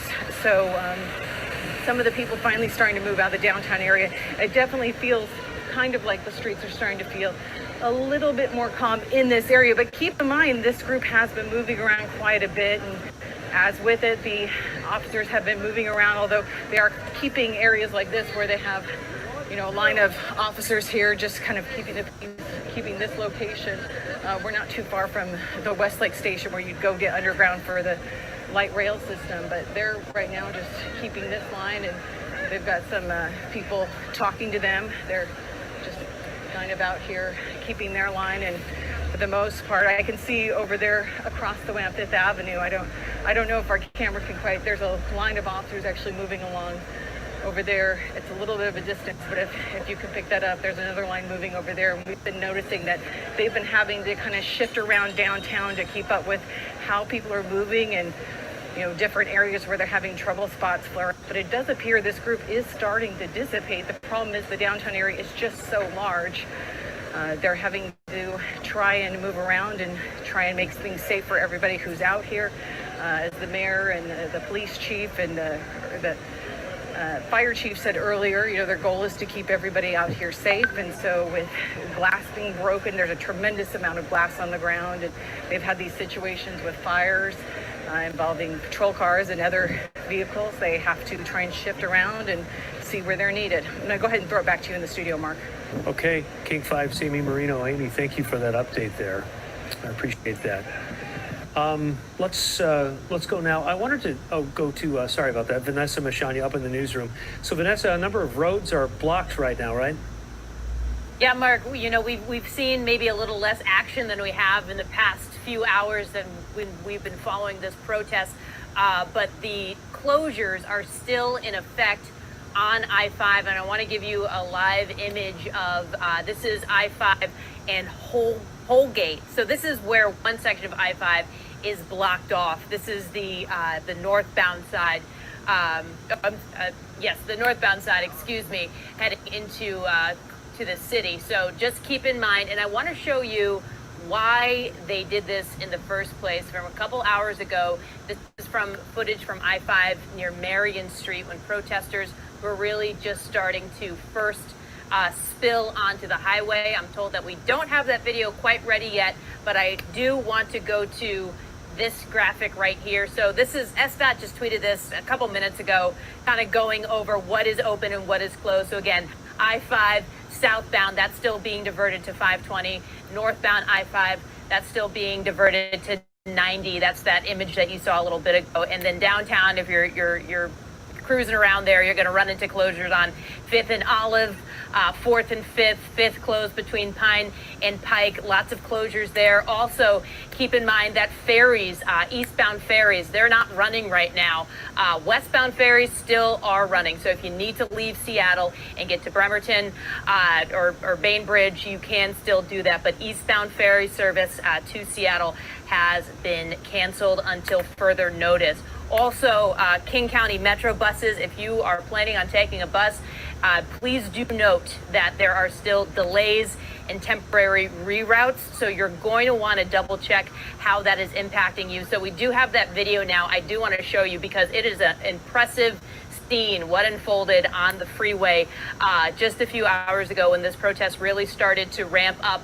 Look at all those people. Again, that's I-5 right by Marion Street. This is from a traffic cam, and just hundreds and hundreds of people flowing onto the freeway. This sparked tweets and statements from State Patrol saying that this is not a good idea. It's very dangerous, but just goes to show you why those road closures put in place in the first place. And so we're keeping an eye on them, keeping an eye on the roads, and we'll let you know when they start to open up. But now there's still a lot of closures around Seattle that you got to look out for. Mark? All right, King 5's Vanessa Mashanya. Vanessa, thank you. We want to go back down now live to downtown Seattle. As I was mentioning earlier, at least 30 vehicles, police vehicles, have been streaming up First Avenue, headed into the downtown. And we just saw a moment ago a SWAT unit with SWAT team members riding on the sides of that huge vehicle there. This, I believe, is a second unit that's moving in. And we saw SWAT members go into the Vans store, it looked like, which is just left of what you're looking at right there. As we zoom in there, you can see they're standing guard on the outside, and there is a SWAT team member inside that store.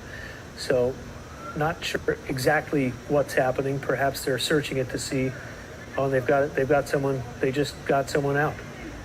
So SWAT team went into the store and pulled someone out of that store. All right, let's bring in King 5's Michael Crow. He's been with us since everything started unfolding about 4 o'clock this afternoon. Michael, where are you and what's going on? Hey guys, can you hear me? We are down here. This is the Walgreens right here. Actually, we're crossing 3rd Avenue right now. Just a marked difference from what we were seeing earlier today. I mean, there were crowds of people walking around, breaking into stores, breaking things, looting businesses, and it appears that law enforcement has kind of fractured those groups into significantly smaller ones. We're looking to see if there is kind of a main group causing trouble right now, and honestly, we just don't have one right now. We are going to check out Pike Place Market here, but it is, it's just groups of people, small groups that are kind of roving around and yelling and laughing and just people out here kind of doing that. We have heard some reports of other stuff going on. We're just going to go check it out. The last I can report for you is this Walgreens here. We heard people were getting inside, looting, and as you can see, the doors have been busted open, and there are officers maintaining a presence there. There were more a little bit ago. Some have moved off. It remains surreal down here. It hasn't gotten quite dark yet. Thankfully, it stopped pouring rain a little bit ago, but we were taking a quick break, and we stopped, and we were just sitting there, and we're watching SWAT teams from the sheriff's office and SPD roll by in these huge tactical armored cars just rolling down the road, and we still see them just patrolling around, guys in in full-on riot gear just rolling around downtown, because I mean that's kind of what they're dealing with, right? Is these kind of whack-a-mole incidents. So that's what we're kind of just checking out, is just the widespread chaos that continues. I want to call it low-level chaos, but that's only compared to what we saw earlier. Let's talk about that. Michael, let's talk about that. Earlier, we saw a number of vehicle fires. How many vehicles did you see burning today? It's between 8 and 10, I think we saw. We saw 6 when all those cop cars were burning. We have seen 2 since then, so 8. But I might have lost 1 or 2 there, which is a strange way to count burned vehicles. But certainly, I mean, that's just the ones we witnessed, right, across downtown. But at least 8 cars that I've seen burned out by folks that are down here damaging and creating this violence. We're about a block from the public market. We're going over to check it out. But to your point about the cars, we have not seen as much of that in the last hour or so. I mean, it has significantly quieted down. You're looking at 2nd right here, and traffic is just moving on through while this SPD bike squad hangs out there on the corner waiting to cross. Yeah, Michael, we heard it does look like they got the Target and the CVS boarded back up, actually. We heard earlier from Seattle Fire Chief Harold Scoggins said earlier that a number of fire agencies from across Western Washington have come into the city tonight to help just be on standby, because they don't know if there are more fires. They will need help putting those fires out. It's pretty scary when we saw those cars that were fully engulfed, the amount of heat and smoke that those put off, endangering not only people but the buildings nearby, right? Yeah, especially those cop cars. It took so long for them to get in there because protesters and these folks that are causing damage, they were all in the street, right? So SPD has to step by step force the group back before they can clear a way for the fire trucks to make it inside. But I mean, certainly the flames from those cop cars were high enough that I saw them striking the awning above. It would not have surprised me if something could have spread to a building. It would not have at all. And certainly there were pops and explosions going off. Cars don't burn like a campfire. They have stuff that is not meant to burn inside, and it makes a lot of noise when they do. So Michael Crow was running from chemical gas earlier. Now it's Amy Marino's turn. Let's go to Amy. Amy, where are you? It looks like police have unleashed a lot more of that gas. You got 20 times already. Yeah, actually they have. Just a few minutes ago, they came here in the tactical vehicle. I think they're sheriff's deputies who are part of the multi-agency unit out here. They came here to this area. It's actually Westlake Park store, which is on this side. It had been looted, and so some of the deputies went inside there. They came out. Some protesters started clashing with them. It seemed like maybe they got a little too close for what the deputies like, and they ended up just charging some more of that gas and watering a little bit still. But and that did, of course, disperse a lot of the people who moved down the street to get away from that. They've been discharging this gas throughout the evening to try in situations where the protesters move up on them and they want to try to move them away from the area. So the gas actually initially burns. It gets people to move away pretty quickly. It dissipates fairly quickly too, a lot faster than a traditional pepper spray would.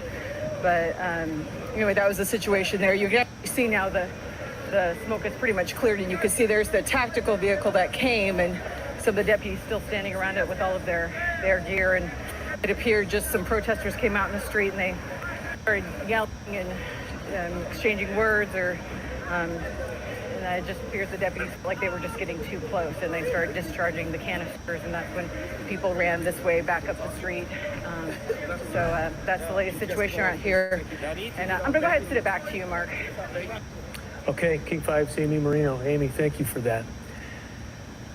There are also protests going on in Tacoma tonight, and we're efforting the mayor of Tacoma to be able to talk with us right here. Once again, we're going to keep our focus on downtown Seattle for right now. Once again, the city is under curfew right now.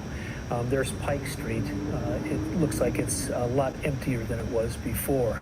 Pike really has been the scene of most of the chaos and the looting and the problems today, starting all the way up around 6th, all the way down to about 2nd Avenue, where the Target store was looted earlier today.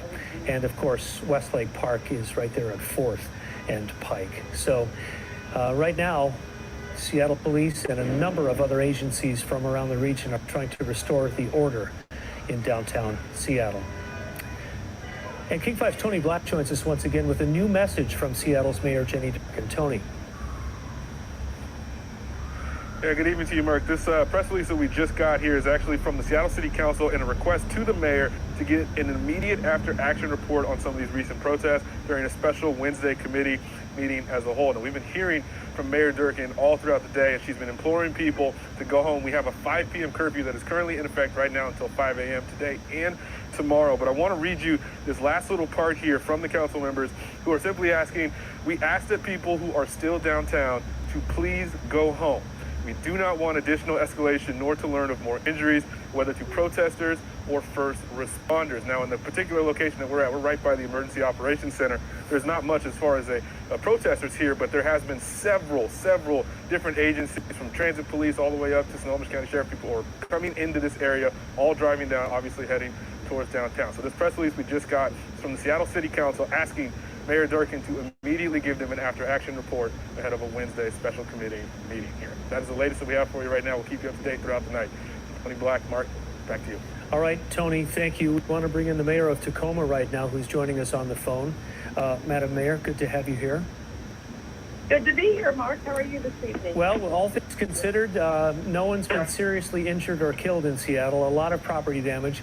Thank you for joining us. I'd love to know what is going on in Tacoma. We were covering some protests earlier from sort of a distance. What's happening in your city right now?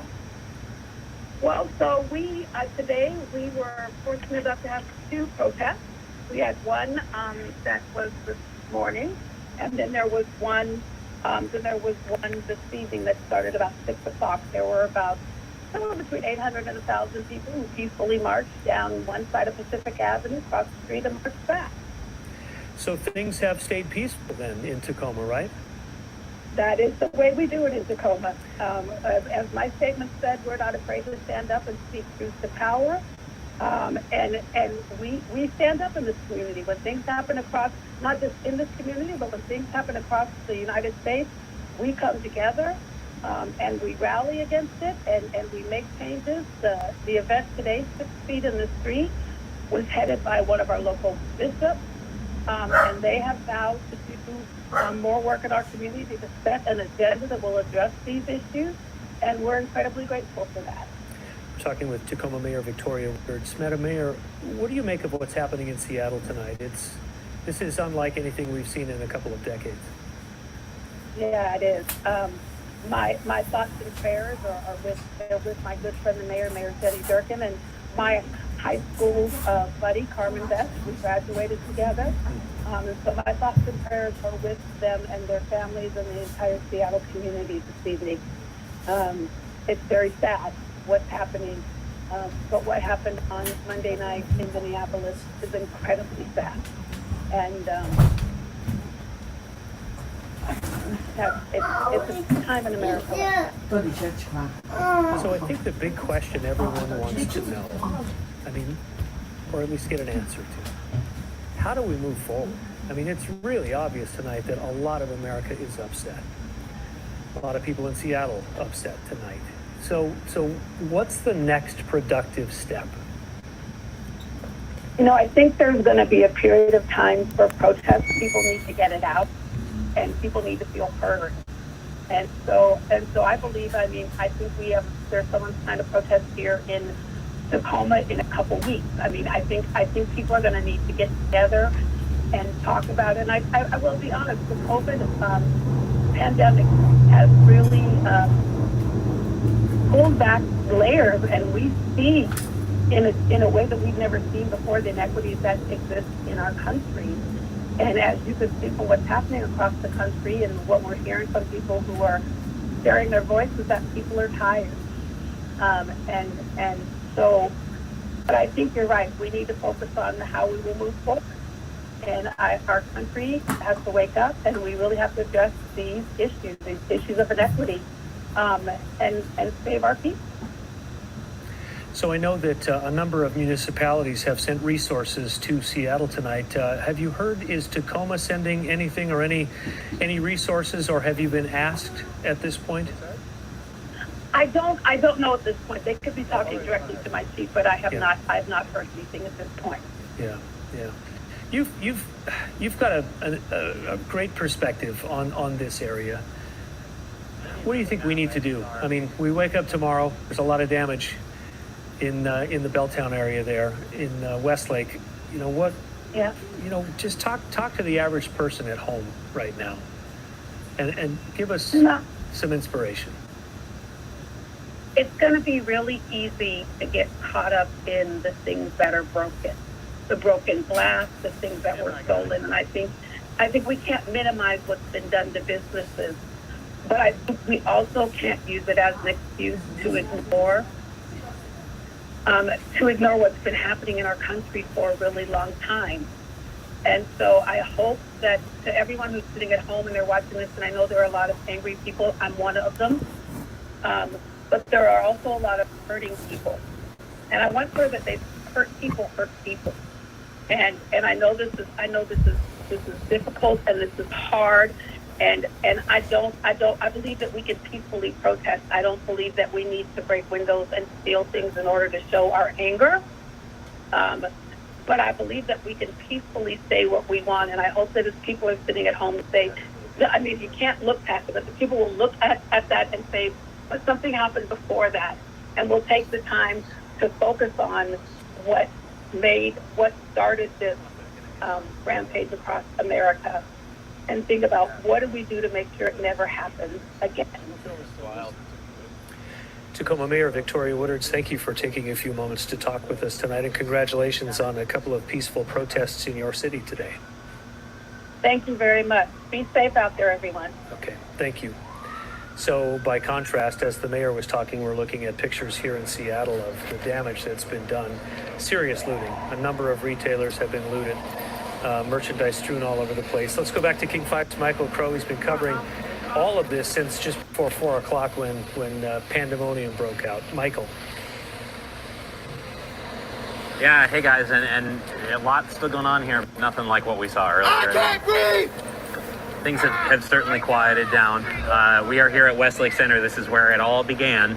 And as you can see, just garbage on the ground, signs, residue from I was just looking at a tear gas canister, or one of those irritant gas canisters that's left sitting on the ground back about a block away. You can see though, I mean, other than that, you know, most windows are broken or spray painted, it is fairly normal right now. Traffic is moving here. This road is open, except when you look this way, right? Down past the Sephora towards Nordstrom's, where there's a tactical unit sitting in an armored truck there. We have been watching them roll around downtown responding to different calls. There's an SPD bike squad sitting over here under Westlake, taking a break in the dry because it's been raining on us all night.